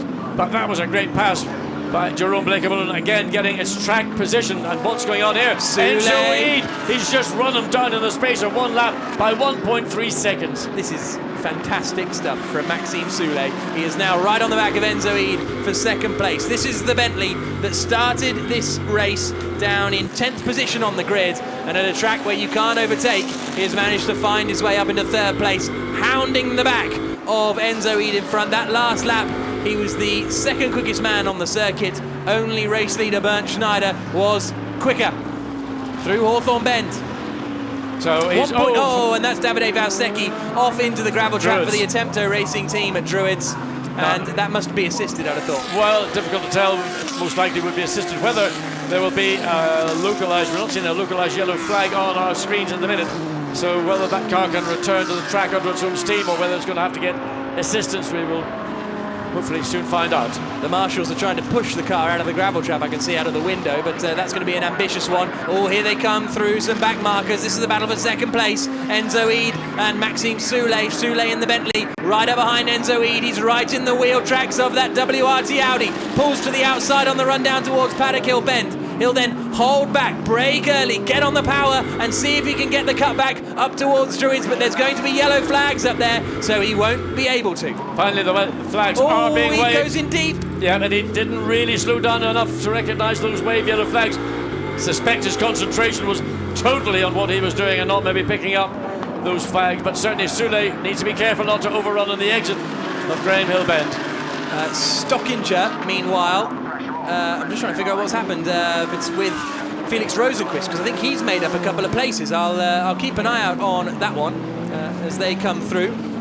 Rosenqvist is now ahead of, or still ahead, I should say, of Dries van Thor, but we'll keep an eye out on that one as they make their way around the circuit. But it's a very, very tight race, this one. What's this going on here? We've got Rodrigo Baptista in this fight. This is all over 17th. Alexander Sims, credit to him, 17th, having started 37th. He's made up 20 places so far. Well, and again, another product of every form of motorsport in the UK, but also British GT. So he knows bits of these racetracks where you can do things that nobody else might think about. So another outstanding drive from Alexander Sim, but of course, all the way down, currently at 17th. 35 minutes to go, just 5 minutes till the pit stop window opens. So let's keep an eye out here as... sorry, it's going to go open 20 seconds. 20 seconds. Yeah. I didn't want to correct you just too quickly, but anyway. I haven't been doing this very long. No, it's going to open in, well, 10 seconds. So the lead car, should it wish to do so. It's just gone through now, hasn't it? So there is the 16 car of your own Blake Molen making his way around now in 13th place. So he's now behind Michele Beretta, having got past Marcus Winkel, Nicky Meyer-Melnhof. Now we're seeing some cars come in the pits, but they are from lower down the order. So what are the attempt of Lamborghinis? And here is, well, there is Alexander Sims. I wonder how far he can climb up the order. Meyer-Melnhof now is up behind the Porsche, but that Porsche is a lap down. So then Didi Gonzalez gets out of the way. We're on board with Takaboshi as he exits, trying to be the next man to close in on Nicky Meyer-Melnhof in front of him. Stuart Leonard but directly behind in the Audi. He's getting pressure from Sims in the BMW, but when the Nissan gets the straight, look again, going back to the battle for second place, Soulé is all over the back of Enzo Weed, but not able to do anything about it. Will Enzo Weed opt to come in early? No, try that. Will Eid go into the pit? He does! Yeah, so Enzo Eid comes in, and that was really the sort of obvious thing to do, I think, because get Christopher Mies in the car, and then you could have an opportunity of getting a quicker lap in, and actually it's very busy in there. Eid, Stockinger and Clement Schmidt all coming in together. So we'll keep an eye out who comes out in front in that battle. Eid parks it up, Christopher Mies gets in to take over. WRT very good at these pit stops, as we know. Also coming in is the number 4 WRT car of Dries van Thor to hand over to Robin Freins. And busy bit 33, so it's a busy bit of the pit lane. The Mercedes in just ahead, so it's getting service, so who's going to be out first is... That's a very quick pit stop actually for them, because they've come out well clear of the 74 car of Stockinger and Franck Pereira. So Franck Pereira and Marlon Stockinger lose a lot of time in that pit stop. Now who's going to come out here as Soulé is making... No, it's not Soulé. Not Soulé, that's the 7 Bentley coming out of the pits. This looks slow to me. There's a problem. I don't know what it is, but there's a problem on the right rear. This is the Clement Schmidt, Jasmine Jafar car, and they've lost bucket loads of time, and they were in 5th place. Stays out, continues. So there's a problem in that right rear. We can't quite see what it is. They've got the car still up in the jacks. This is reminiscent of what happened to Bentley back in the opening round in Misano, and what they opted to do was just send the car back out and fight the war afterwards. But the HTP Mercedes is still in the pits now, finally rolling. There is the car in 2nd place then of Maxime Soulé. We're on board with him, he's yet to pit. One little note on the timing screens: incident at turn 2 here at Druids between car 177 is under investigation. That's Davide Valsecchi, who we saw facing backwards at Druids, and his teammate Max van Splunteren. So that could be an awkward conversation. Yes, I would have thought so. What's interesting to me is just in the last lap, the amount of time that Maxime Soulé has taken out of the lead that we saw Bernd Schneider. So there is the 84 in, and in the minute the gap between 1st and 2nd is 8.7 seconds. We've got another 6 or 5.5 minutes where the pit lane is going to be open. So probably another lap and a half or 2 laps from the Mercedes, probably similar from the Bentley, as now Maximilian Buch takes over and is on his way. Oh, it's going to be a tight one, and in the end, as he... Well, he had to stop, he had to let the Lamborghini go.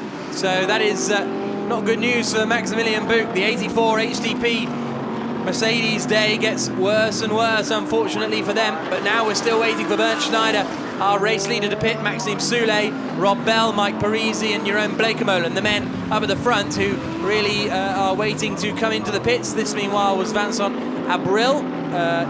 No, he's coming to the pits, hasn't he? So it's Stephen Kane doing battle with the 19 Lamborghini, which is currently now in the hands of Lucas Stoltz.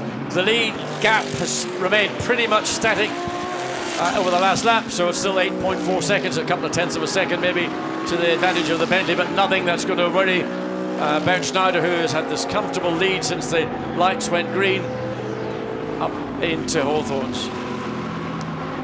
Stephen Kane looking to find a way past Lukas Stoltz. I mean, ordinarily, Stephen Kane is the go-to guy in Bentley when you need somebody to dig deep. Well, he's done it. He's done a great pass again, getting it right on the exit of Westfield and getting the run down into the bottom of the dip and putting himself again as the key is getting alongside. Here we go again, up into Westfield this time.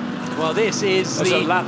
Yeah, this is Bernd Schneider trying to get past the car that is a lap down, the Attempto racing machine. Not sure which one it is. Mirko Bortolotti, meanwhile, has just set the fastest lap of the race in his first lap out on the track in that Lamborghini. Fresh tyres, but nevertheless, Mirko Bortolotti will be quick in the Lamborghini. He was very confident when we spoke to him on the grid. That's one thing Bortolotti has in He's abundance, coming in, I and that think. is confidence. In comes Bernd Schneider, race leader. Christopher Mies has just set the fastest first sector, 6 tenths of a second quicker than this man, Maxime Soulé. So have the Bentley boys left it a little too late to come into the pits because Mies is flying now. They're coming into the pits. Bentley's in the pits now. So it's a matter of who's going to be quickest. Can the Mercedes turn around the Bernd Schneider, or will it be Bentley turning around the Maxime Soulé car? But Christopher Mies is the man to watch out for as well, as is Stephen Kane, who's now gone the fastest of anyone in the first sector. Out gets Schneider, in gets Simkowiak. Out gets Soulé, in gets Andy Soucek. Is it going to be a neat and clean pit stop for these guys?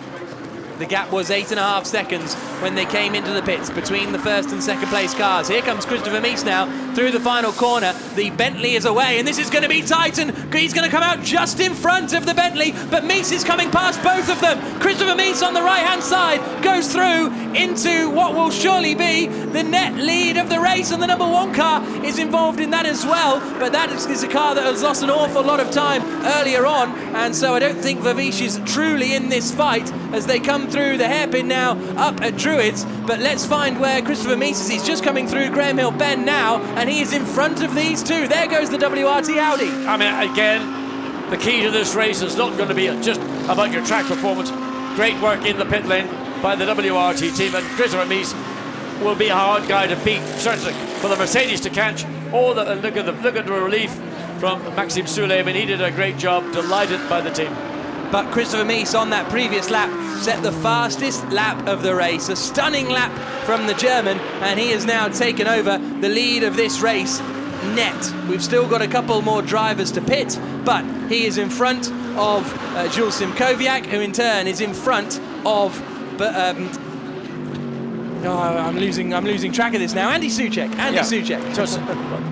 So Soucek in third place, chasing down Jules Simkowiak in the Mercedes. Is Parisi in to hand over to Christopher Hasser. Again, what's interesting is the Bentley has taken on the Bentley team. The M Sport team took out a bunch of time over that on the HTP team, because HTP, when they came in, had about an 8-second advantage. Now it's down to under a second. Yeah, absolutely. So Mies across the line in the lead of the race. Across the line in second is Jules Simkowiak. Third is Soucek. Fourth is Vervish. It is the Vervish Vanthor car in fourth position. I can't quite figure out how they've managed to do that. I mean, they had a pit stop with a cut tyre. So maybe they haven't made their second pit stop. That's correct. Well, that's what it is. So Vervish is still in the car, hasn't handed over to Lawrence Vanthor. So that explains it. Yes, it does. I mean, we got there in the end, but I mean, it was slightly confusing. If you look at the pit stops, you have to remember that that number 1 car had a pit stop for, let's call it, an unforced error.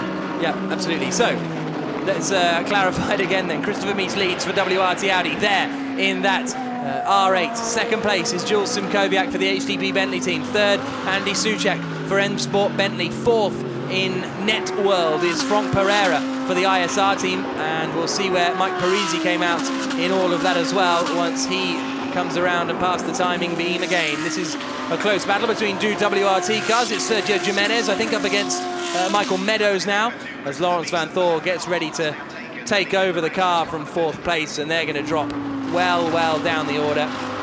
If they're lucky, into the top 20, but I'd be surprised if they can even manage to get that high, to be honest with you. So this is the battle between Jimenez and Meadows over 15th position at the moment. I mean, this is a highest quality GT field in motorsport right now, and some outstanding driving we've seen all the way through this race. Andy Soucek, for one, for example. Well, it's a little bit of a pit stop fun. This is now the number 1 having its service. So Laurens Vanthoor will get in, Frederik Verwijs gets out, and there's obviously clearly going to be a disappointing afternoon for the number 1 pairing. New fastest lap of the race set by Jules Simkowiak. That man in second position, 3 seconds behind Christopher Mies up in front of him.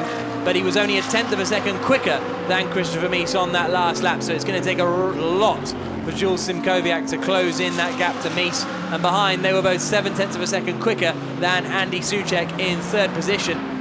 Franck Pereira lapped similarly. In fact, Alvaro Parent in 5th place was the quickest man out of 3rd, 4th and 5th, but he is quite a way back behind, about 8 seconds behind the battle with Franck Pereira and Andy Soucek.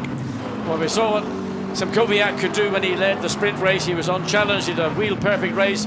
Now he's got to become a racer and run down that 3-second lead that the number 33 Audi of Christopher Mies has got.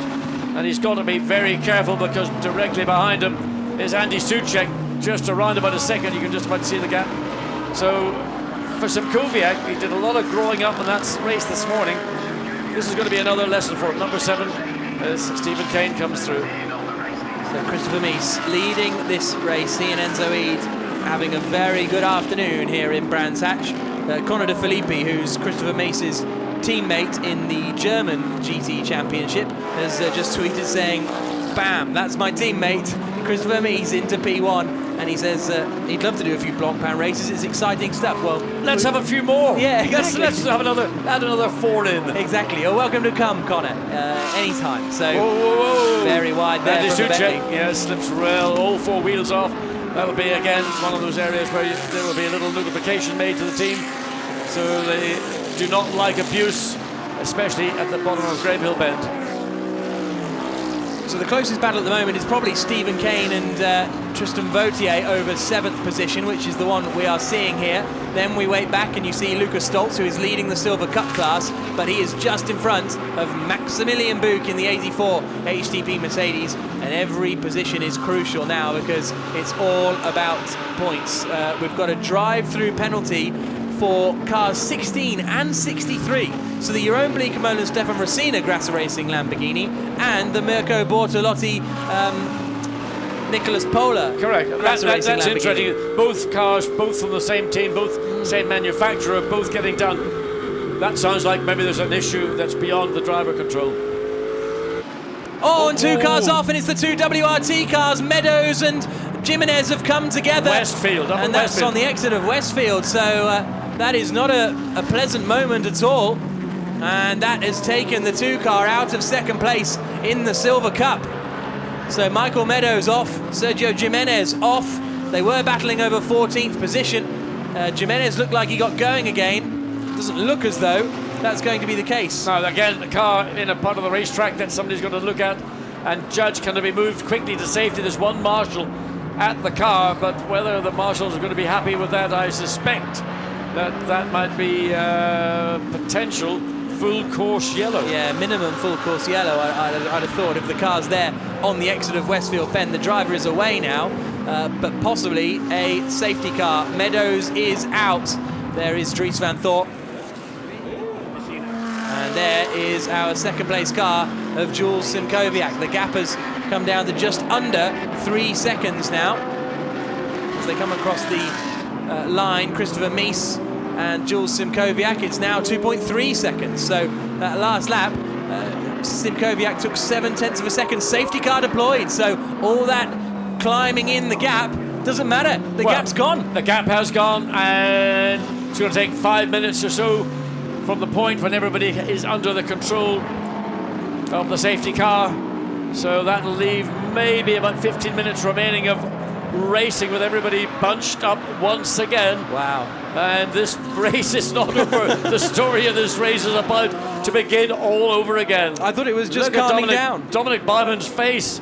He's looking and wondering, well, what's going to happen to our car? We're in right now down in 10th place. That's given us some life again. Yeah, absolutely. It means that they can now close in on the cars in front. And Maxime Soulet also, suddenly focusing on the timing and scoring. We're currently in 3rd place, 3.4 seconds behind the Mercedes in 2nd. That again brings us back up into being, well, they're currently on a provisional podium, There is the safety car picking up one of the tail markers. Now, the problem is it's picked up 3rd place. So there's the 8 car, and so Mies and Simkowiak are elsewhere out on the track. So either they've got to do a wave through. There they are. So they're ahead on the track, you see. So that's the problem. Mess. It's a bit of a mess, in other words. Because how do you sort it out? Yeah. I don't know. I mean, they're not running it. They're not running at the pace of the safety car. No. So they're going to catch up to the back of the queue. Yes. And they'll be almost a lap ahead. Okay, of the here we go. field. So they're waving everyone through now. So I mean, to be fair, in the time it takes to actually clear up the mess, hopefully by then everyone will have made it back around. So this is going to sort itself. So let's look at the top of the shot on this replay with Jimenez and Meadows. Oh, there they go. So, well, can't really make there was contact much, between the two cars. Who was right and who was wrong? You know, they both have different versions of the same story. So, you know, it's hard to tell. Obviously, contact side by side in the middle of Westfield, and it was the Leonard Meadows car that was the one that came off the worst in that incident. Whether that'll be classified as a racing incident or whether it'll be investigated as being something more.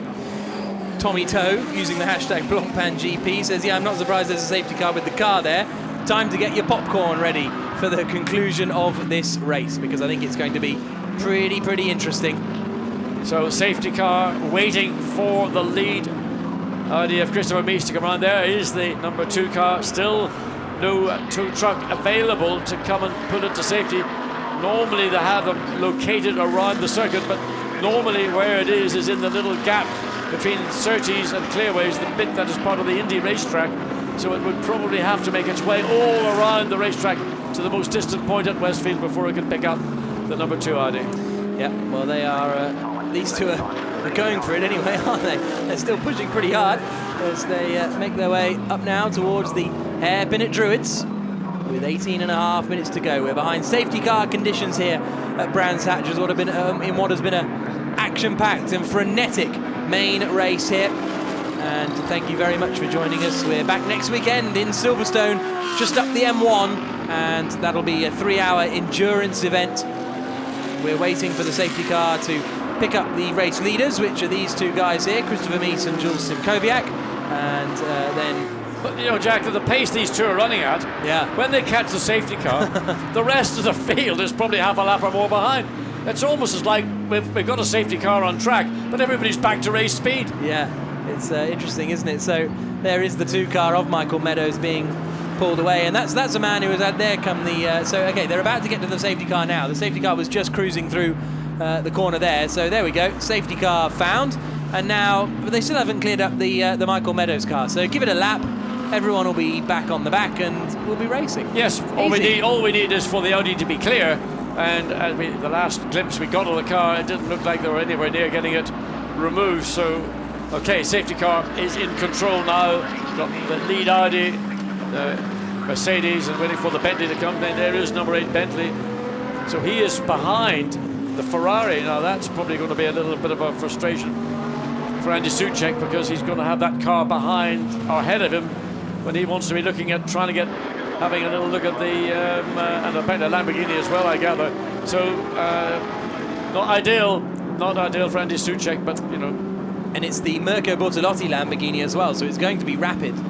Whether it's served its drive-through penalty yet, yes, it has. So Bortolotti has served his drive-through penalty, but he's going to be. I mean, Bortolotti could be sort of the quickest one of these 4 cars. At one point on his opening, his first flag lap, that we see the Audi now being pulled to safety. There's a gap in the barriers, which will be hopefully allowed to slot into.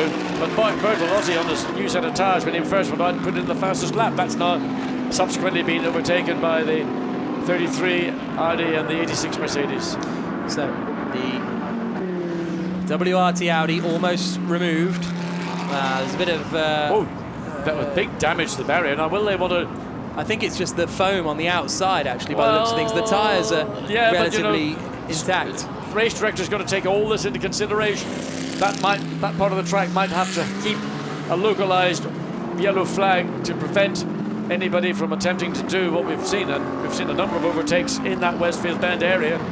So that's one option that they could have.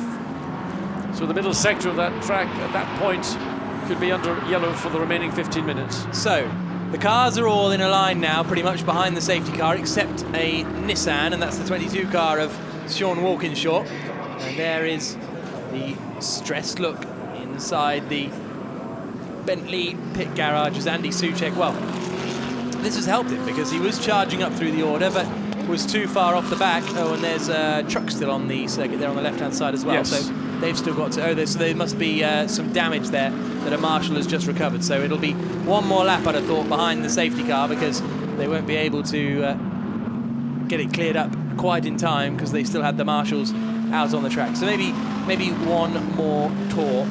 Yeah, I mean, obviously M Sport, Bentley, they're looking at the situation. If I was them, I'd be sending some of my personnel up to the respective pits of the Lamborghini and the Ferrari to say, please instruct your drivers to let our guy go through. He's in a race for the lead of this race. So please do not go motor racing with the Bentley currently in third place when you are wherever you might be in the field. So across the line they come behind the safety car still. We had a nice uninterrupted safety car, race earlier on, but a little bit more disruption today. Why we haven't had a safety car earlier is beyond me. I mean, this has been 37 cars around the 5.4 kilometre Brands Hatch circuit is pretty congested, and there's been some real door handle to door handle racing. And 14 minutes to go then, the safety car really easing off. And yeah, as you say, as you look at the safety car queue, first and second are first and second, Mies and Simkowiak. Then you've got a Lamborghini and Ferrari. They are out of sync. They are laps down. And Stefan Lemeret, that Ferrari actually is in the AM Cup as well. It's not even a Pro-Am car. It's just two bronze drivers competing. Stefan Lemeret at the wheel. So that... I think they're about to go green. They're all backing up. So when will the safety car return into the pit lane? It looks like...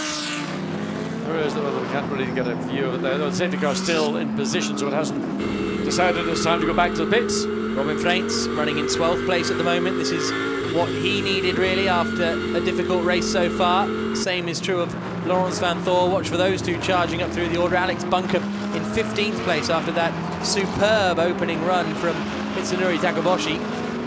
That Nissan having a good run. Can they grab a point or two before the end? Points go down to 10th position, which when there were sort of 20 cars on the grid, you thought that seemed fair. When you've got 40 cars on the grid, only points to 10th seems a little bit harsh sometimes. I mean, it is, it's tough. I mean, this series this year has become doubly tough. So, have we got lights out on the safety car? No. There must still be some problems up there. We didn't see it at Westfield Bend, I don't think, as they came around last time, or at least I didn't spot it. So we may well have one more lap behind the safety car. And so they are going to carry on out there. Through the right-hander. Mies leading, Simkowiak second. Third for Andy Soucek. Bernd Schneider, hello. Having a good race so far, and that man Maxime Soule, what a drive! I mean, stunning. I mean, that's got to be, in my view, the drive of the day, as far as Blancpain Sprint Series is involved, and GT Sprint Series to give it its correct title. So Maxime Soule should be very happy indeed. I'm sure the Bentley team were overjoyed with his progress when he really made, unexpectedly quick progress. Lukas Stoltz is currently leading the Silver Cup in the number 19 car that he shares with Michele Beretta. Second in the Silver Cup is Jeroen Mul in the 100 car, and Sean Walkinshaw is third in the Silver Cup at this present time with 11 minutes to go. Still got the lights on the safety car. We'll keep an eye out as they come through Westfield next time as to whether there's still work going on.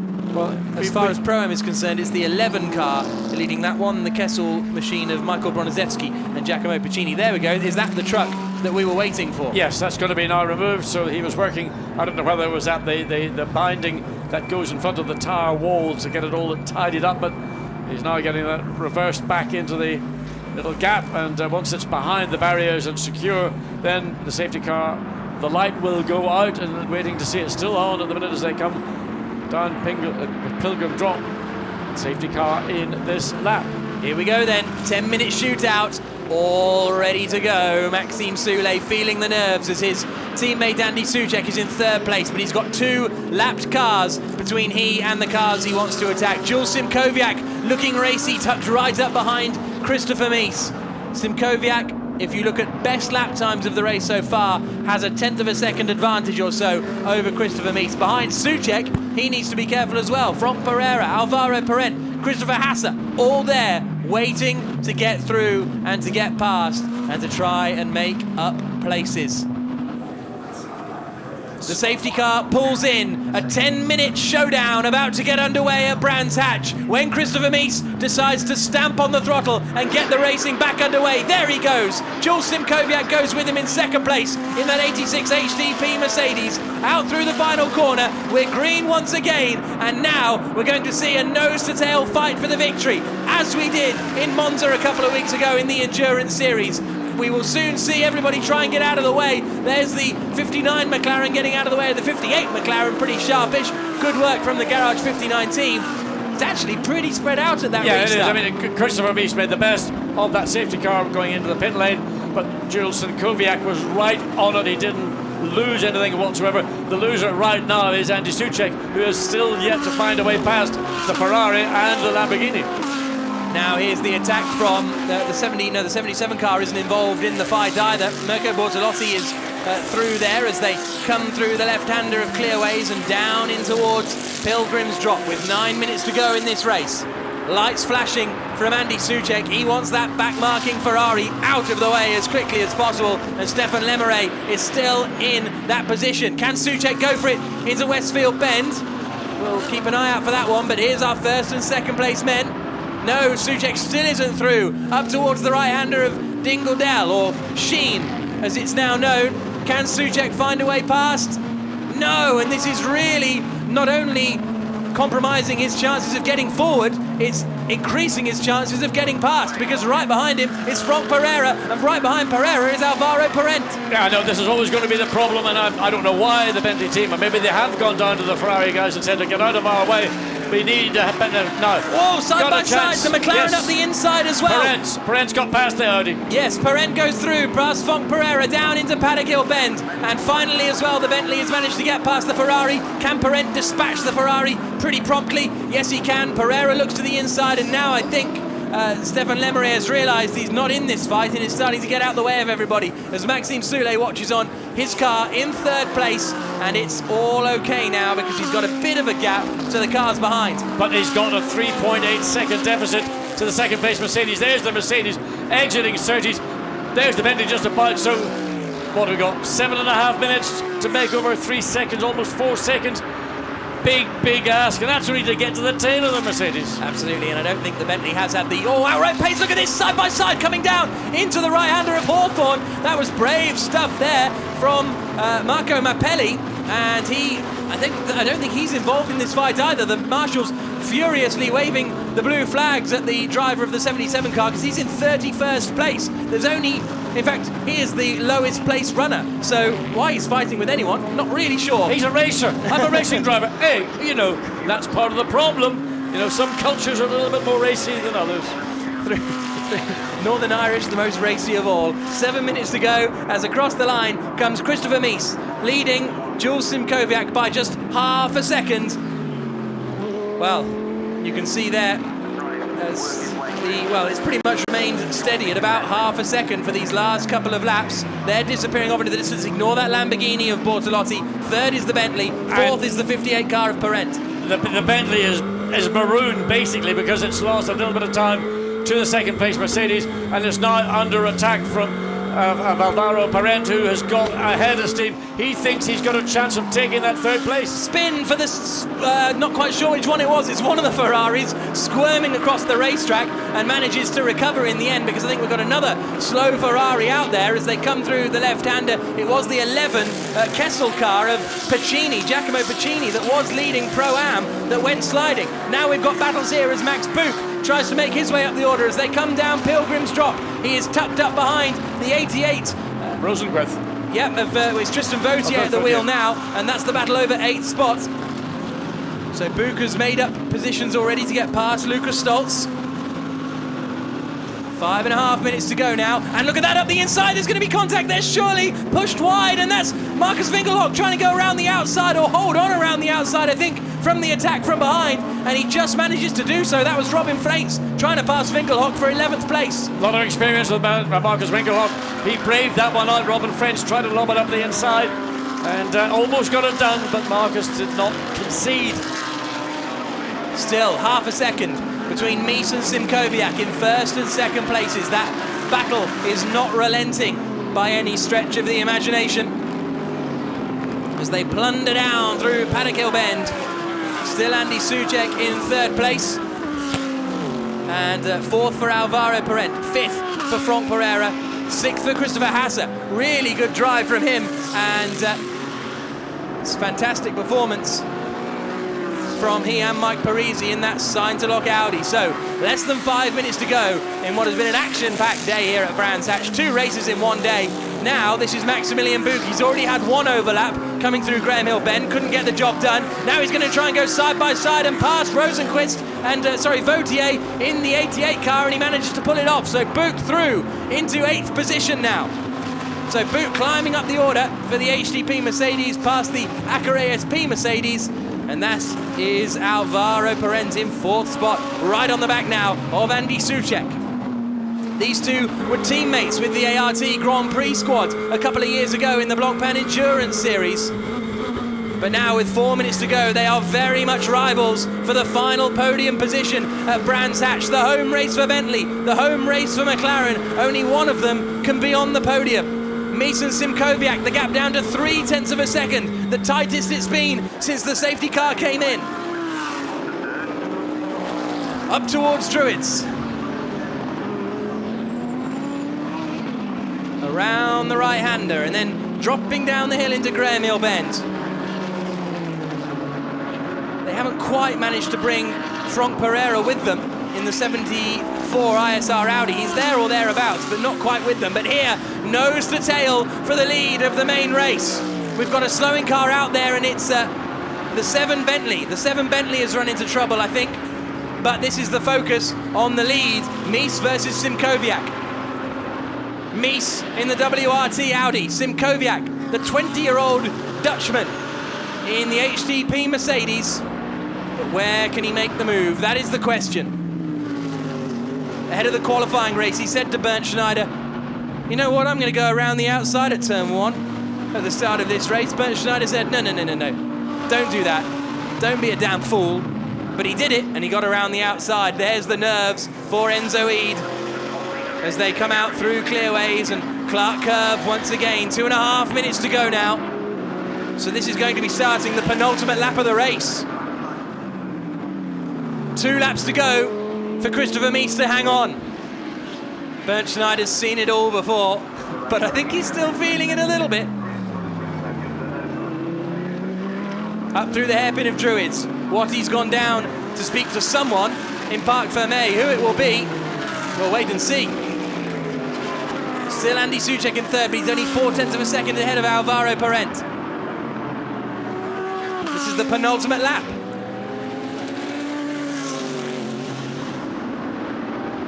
As they fall down Pilgrim's Drop. It wasn't actually a problem for Vincent Abril. He just lost a place to Maximilian Buch. So Buch is now up to 7th position. And Vincent Abril and Stephen Kane still running in 8th spot. There is Alvaro Parent. 4th place for him at the moment, using all the road and a little bit more as he tries his best to push.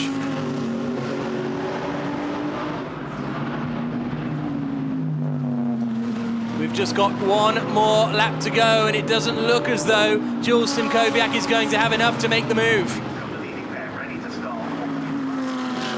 Through the final corner at Clearways, into Clark Curve, and across the line. One more tour for these two. Mees or Simkowiak. WRT gaining huge amounts of time in the pit stop window. That's what gave them the lead of this race. The gap between them just 0.3 of a second.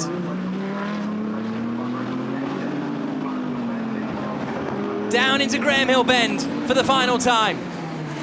Enzo Eid nervous as anything. He has won a main race before in Zandvoort when his teammate was René Rast. But I think he and Mies would be over the moon to get a victory here. It would launch them up in the Blancpain GT standings. Mies only competing in the Sprint Cup this season. Bernd Schneider watching his young Dutch teammate trying to put the pressure on Mies, a multiple GT champion.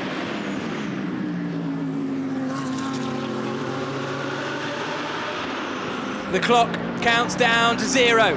The drivers have only 2 corners to go. One garage is going to erupt with delight. The other is going to be satisfied with a second place. Through the left-hander, there's only one more corner to go now for Christopher Mies. Can he hold on? Down towards Clearways. He's got the job done as he turns into the final corner. The checkered flag is waiting for Christopher Mies and Enzo Ede. It's a main race victory for WRT Audi. Mies and Ede win at Brands Hatch. Second across the line for Jules Simkowiak and Bernd Schneider. It's going to be third just about for Andy Soucek. He finishes just a 1/10 of a second ahead of Alvaro Perez from Pereira in 5th. Good drive from Christopher Hasser and Mike Parisi in 6th. Book recovers to 7th. Abril and Kane in the other Bentley finish in 8th place. Look at this stream across the line. Lucas Stoltz wins Silver Cup. Winkelhock 11th, Frenks in 12th. Van Thor recovers to 15th. But Vincent Vos on the left hugs Enzo Ede, the race winner. And you have to say, he did a very good job in that opening stint.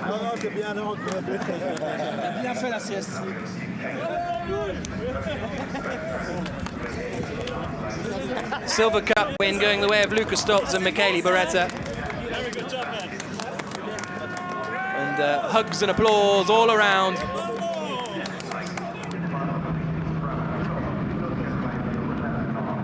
As the cars make their way back. Well, thank you very much for joining us here at Brands Hatch for the coverage over the last couple of days. Do stay with us. We're going to be hearing from our winners and watching the podium presentations. But this is the man, Christopher Mies.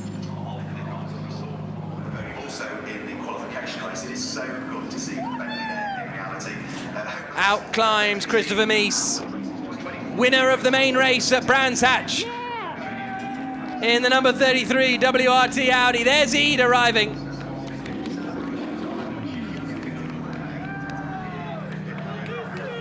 Absolute delight.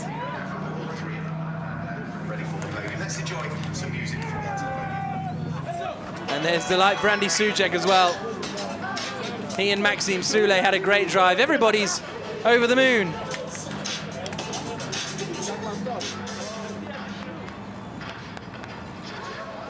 But what a great drive that was from Maxime Soule. In, that might be one of the best drives I've seen in the last 5 years of covering Blancpain. Really impressive stuff from Soule on a track you can't overtake. He just smashed his way through the order. So let's hear from Christopher Mies and Enzo Ede. We will hear from them. The winners of the race, they're talking to John Watson. Enzo Ede, I've never seen you so happy. I think that's going to be your best drive ever at racing at this level. Approximately, yeah. We had some good results before in my racing career, but on this level where we can say 75% of professional drivers winning the overall main race, for me it's a great feeling. The car was perfect. The team did a great job on the pit stops. My teammate, absolutely fantastic, and I had a good start. The pace was good because the car was really, I had a lot of confidence, so we could really push, and it was very nice. Well done. Now, Christopher, Enzo did a great opening stint. Team did their job in the pit lane, but you brought it home, and there was a big challenge all the way through for you. Well, I think I did the less of anyone here in our team. Enzo moved up to P2, and the boys did the quickest pit stop, I think. Unreal, just unreal. I mean, the car was amazing to drive. Thanks to WRT, Audi and Enzo, it's a fantastic day, and I think we can be proud of us. Now, when the safety car came out in the closing moments, did that give you any concerns? No, our car was so good. I was just managing the gap between me and the Merc. Probably he could have gone a bit quicker if I wouldn't be there, but I knew it's quite hard to overtake here, so I just closed the door where it's possible to overtake, and everywhere else I was quicker, so good thing. Good job for the 33, well done guys. You do have to, I'm not saying Christopher Mies isn't telling the truth, but managing the gap at 0.3 of a second, I think, is an interesting tactic. So now let's hear Bernd Schneider and Jules Simkowiak. There with John. Bernd, you were just saying it was a bit hot in the office today for you. Yeah, it was a hot day in the office. No, it was good. It was excellent. The car was pretty good in the beginning. I was pushing hard, but then in the end I went into the traffic. The other cars could show and blow flag because there was left, but they didn't let me by, and we lost, I think, 2-3 seconds. This was exactly what we lost during the pits, and then yeah, Christopher was in front, and they had a good speed too, and there was no way for Jules to overtake them. But we are very happy. I think we achieved much more than we expect before, and this is always great. Well, I think you both did a great job. Jules, you had the task of running down Christopher Mies. At any point, did you think you were ever going to get close enough? Before the safety car, I actually wasn't really sure. It was for me difficult coming out of the pit to really find my pace. Then there was the safety car, and when there was the restart, I just had a little bit of pickup, so I again had a little bit of gap. Then I was, I think, maybe a millisecond faster, I don't know. So I could catch up again, and I tried, but you know, it's on this track especially, it's really hard to overtake, and I was not that much faster. So it was a great battle. He was driving really well. He had a great pace, and I would like to thank HCP Motorsport for the nice car, because they gave us a really good weekend. Excellent, well done. The youth and the experience. Great to see it. It's almost like us, Watty, as Bernd Schneider and Jules Simkowiak then finish in second position. And third place then for Andy Soucek and Maxime Soulé. That charge from Maxime Soulé was absolutely phenomenal at the start, and so let's hear from the Bentley boys. A good main race result for them there with John. Maxime, you were passing cars on a racetrack, but everybody said it's impossible to pass. How did you do it? I don't know. I just took. I was a bit careful on the first race. You know, just taking my marks for the first time. Yeah. And on the second race, I thought, okay, now it's time to push and to show what the Bentley Continental GT3 can do. And I think we did a good job. Andy and I, we come from quite far, from 24, then 10 to P3, so it's quite good. Well, it was fantastic to watch. But Andy, we saw your face at one point when one of Max's passed. I can't believe that. And it was unbelievable. I mean, I think it was the race of his life. What he did in that first stint, I couldn't believe it, because we really didn't have the pace, but the car came to us, the truck as well, and he was on new tires, so he used them, as I did in the first race, to make up places. But I mean, 7 places in that first stint. Then I struggled with the used tires, but it was good enough to claim P3, so it was mega. Great to watch. Better get up on the podium, guys. Well done. Congratulations. Yes, the podium's being handed out to the mechanics, and it is the top step is that Bentley, I think, who are on the top step of the podium for the pit stop challenge, as the mechanics get to spray the champagne here at Brands Hatch. Absolute delight for them. Yes, it is the Bentley boys, isn't it? Here's the results after 39 laps of racing.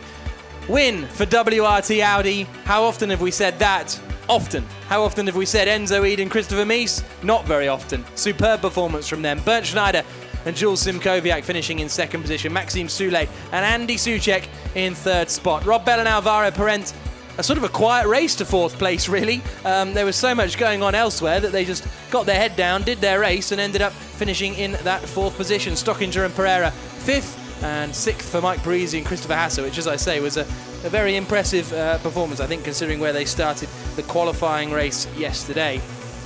And we've got Dominic Baumann and Maximilian Buch. They managed to recover after slipping down the order in the early stages of the weekend. So then we had Max van Sprinter and Jeroen Mull. They've got second place in the Silver Cup. It was the 10th place car that took the win in Silver Cup of Michele Beretta and Lucas Stoltz. Frederik Vervies and Laurens van Thor, a 0 points return for this race here today, and that is going to put the pressure on them as they head to the next race in Silverstone in just a week's time. 25th for the other Garage 59 car of Martin Plowman and Com Ledegaard, Steve Parrow and Daniel Kelvitz, finishing in 26th position. The winner of the Pro-Am was the Pacini car, the 11 Kessel Racing machine that he shares with Broniszewski. Then second in that class was Morgan Moulin-Trafort, and a non-finish for Marco Seefried and Norbert Siedler. So here come the podiums, the Silver Cup winners, Luca Stoltz and Michele Beretta. Maxime Soule and Andy Soucek out onto the third step of the podium in the Pro Cup. All about Maxime Soule. It's always a relief when you say that's an amazing driver and then the drivers agree with you. Second place, Bernd Schneider and Jules Simkowiak.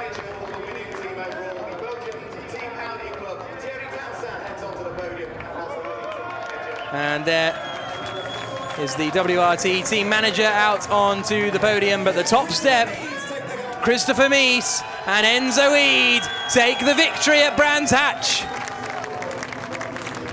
The top step for the German Mies and the Belgian Eid and the Belgian Audi Club.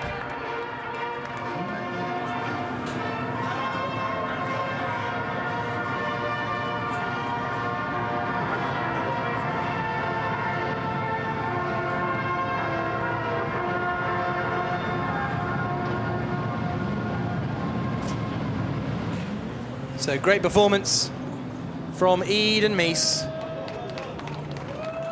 Audi win, Mercedes second, Bentley third. And, well, that shows you how strong the balance of performance is here as well. David Willey handing out the trophies there. A delight for Soucek and Soule. They've had a really good start to the season, which is nice to see. Sort of traditionally almost, that number 8 Bentley hasn't had much luck. Simkowiak and Bernd Schneider continuing their strong form. The MSV events manager, David Willey. And he is now handing over the biggest trophies of all to Christopher Mies and Enzo Eid, who win the main race in Brands Hatch. The top step for Belgian Audi Club. Mies and Eid win. And they'll be trying to take that momentum forward to the next round of the championship in Silverstone.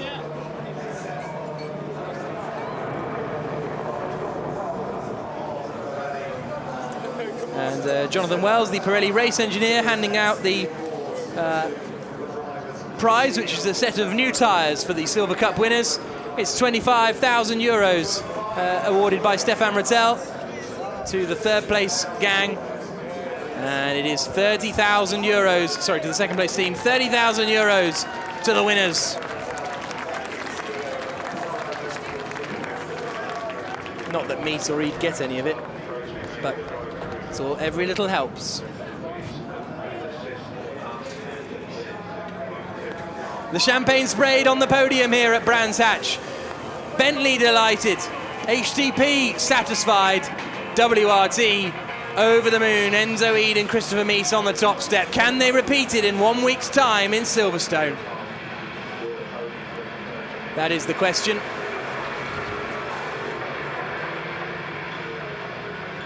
So next up we're going to have the AM podium. Sorry, the Pro-Am podium, I should say. Only one car in the AM Cup. The 37 cars. As Jules Simkowiak drinks the champagne on the top step. Sorry, I'm giggling because John's just made it back up to the commentary box. We'll give him 5 or 10 minutes, and then we then we will. Yeah, I thought you took all your stuff. Oh, he left his phone up here. That's the problem. It's all good exercise. You tell me that. Like you've climbed Mount Everest over the last 2 days. So the without oxygen. Eid and Mies, really good class. performance. I mean, I think Christopher Haas is an outstanding. Christopher Mies is outstanding. Put him in a car. He's professional. He's good. He delivers. And you have to give Enzo Eid credit today for starting in the front row of the grid, all that pressure, but he did what he had to do, didn't put a wheel wrong, handed the car back to Christopher Wiese, and it was a job done. There are winners in the AM Cup. Stéphane Lemeray taking the victory, and they're out into third place. In the Pro-Am Cup is the 66 Black Pearl car, and that is Steve Parrow and Daniel Karlwitz. Second place in the Pro-Am, going the way of the Acura ASP machine of Jean-Luc Bobelic and Morgan Moulin-Trafort. And the winning drivers are the number 11 Kessel Racing team, Mikhail Broniszewski and Giacomo Piccini onto the top step, along with the Kessel Racing team manager. And another top step for Broniszewski. He's already won today in the Blancpain GT Sports Club, but the Kessel team over the moon.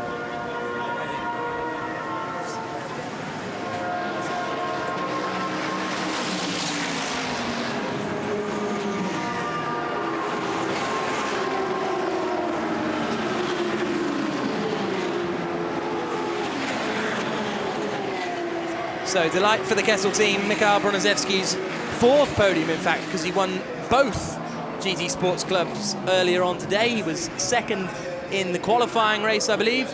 That's not a bad haul, John. You'll have to say, apart from Robert Kubica, who's the most probably famous Polish motorsport personality, this is mega to win 4 races. I mean, that's 2 1-hour races plus 2 30-minute or whatever. 3 hours around Brands Hatch is physical. On a day like today when it was hot, and we even heard Bernd Schneider saying that the oven was on full throttle, it was warm. Yeah. Okay, front engine car may be slightly different to a rear engine, nevertheless, I mean, that's pretty good stamina, pretty high level of fitness. So David Willey, called David Willey then, David Willey handing out the trophies on the podium, and the winners in the Pro-Am class, Giacomo Piccini and Mikhail Broniszewski.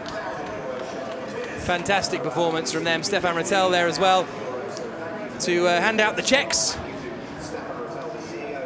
The CEO of the Stéphane Rattel organisation who put on the Blancpain GT Series. Next up, John, just a week until... and there's the drivers' points for the Sprint Cup. It means Eid and Mies now move to the top of that championship. Simkowiak and Schneider, Vanthor and Vervish tied on points. That's very tight. Well, next round of the Sprint is going to be at Nürburgring in June. And that's on the short version of the Nürburgring circuit, not the Grand Prix length. So that will be, again, a totally different racetrack for the Blancpain GT Sprint Series cars to visit. So the champagne sprayed on the Pro-Am podium. A fantastic race for them as well, and the Kessel team doing well because they had a trip off the circuit a little bit earlier on in that race, and I think Rattel just got some champagne, which I don't know if he's going to be over the moon about as he legs his way off the podium, and a very happy gang. Here's a look at the overall drivers' points. Rob Bell has now moved into the lead of the Blancpain GT Series. Maximilian Buch and Dominic Baumann in second. Sule and Soucek up into third position. This is the combination between the Sprint Cup and the Endurance Cup. Laurens Vanthor and Frederik Vervish dropped to fourth, but they're still very much in the mix. But Rob Bell is the man who departs Brands Hatch, his home race, heading to another home race on the top of the championship, a race that he won last year in the McLaren. Shane van Gersbergen and Alvaro Parent in 8th and 9th positions as we make our way further down the order. But the headline news, Rob Bell leads the championship. So a frantic main race at Brands Hatch got underway, and it was managed to hold the lead of the race as everyone went side by side through Paddock Hill Bend. There was a real charge from Maxime Sule going around the outside of Clement Schmidt up at the right-hander of Hawthorn. Soucek couldn't believe what he was seeing. Then the Vervish car and the number 1 WRT Audi ran into trouble, tried to get out of the way, but with so many cars bearing down, couldn't. Takebashi-san decided to take 2 cars in one run towards Hawthorn Bend, something I've not really seen done before. And Sule's charge then continued as he made his way past Marlon Stockinger, coming over the start line.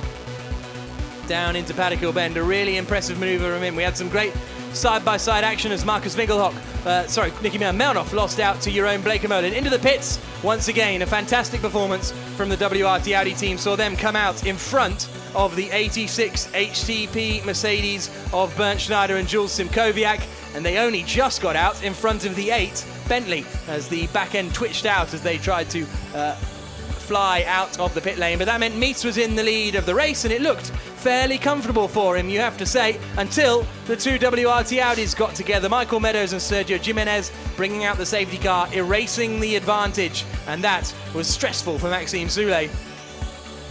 Safety car came in. Away went the race leader, Christopher Mees. He was in front of the HTP Mercedes of Simkowiak and Schneider, and try as they could, none of them could make a move. We had some great action further back in the field. Soule and Soucek finishing in third place, second for that 86 HTP Mercedes, but the race win in the Brands Hatch Sprint Cup event going the way of Christopher Mees and Enzo Ede. They move to the top of the Sprint Cup. Rob Bell leads the overall GT series as we leave Brands Hatch and head up to Silverstone next weekend.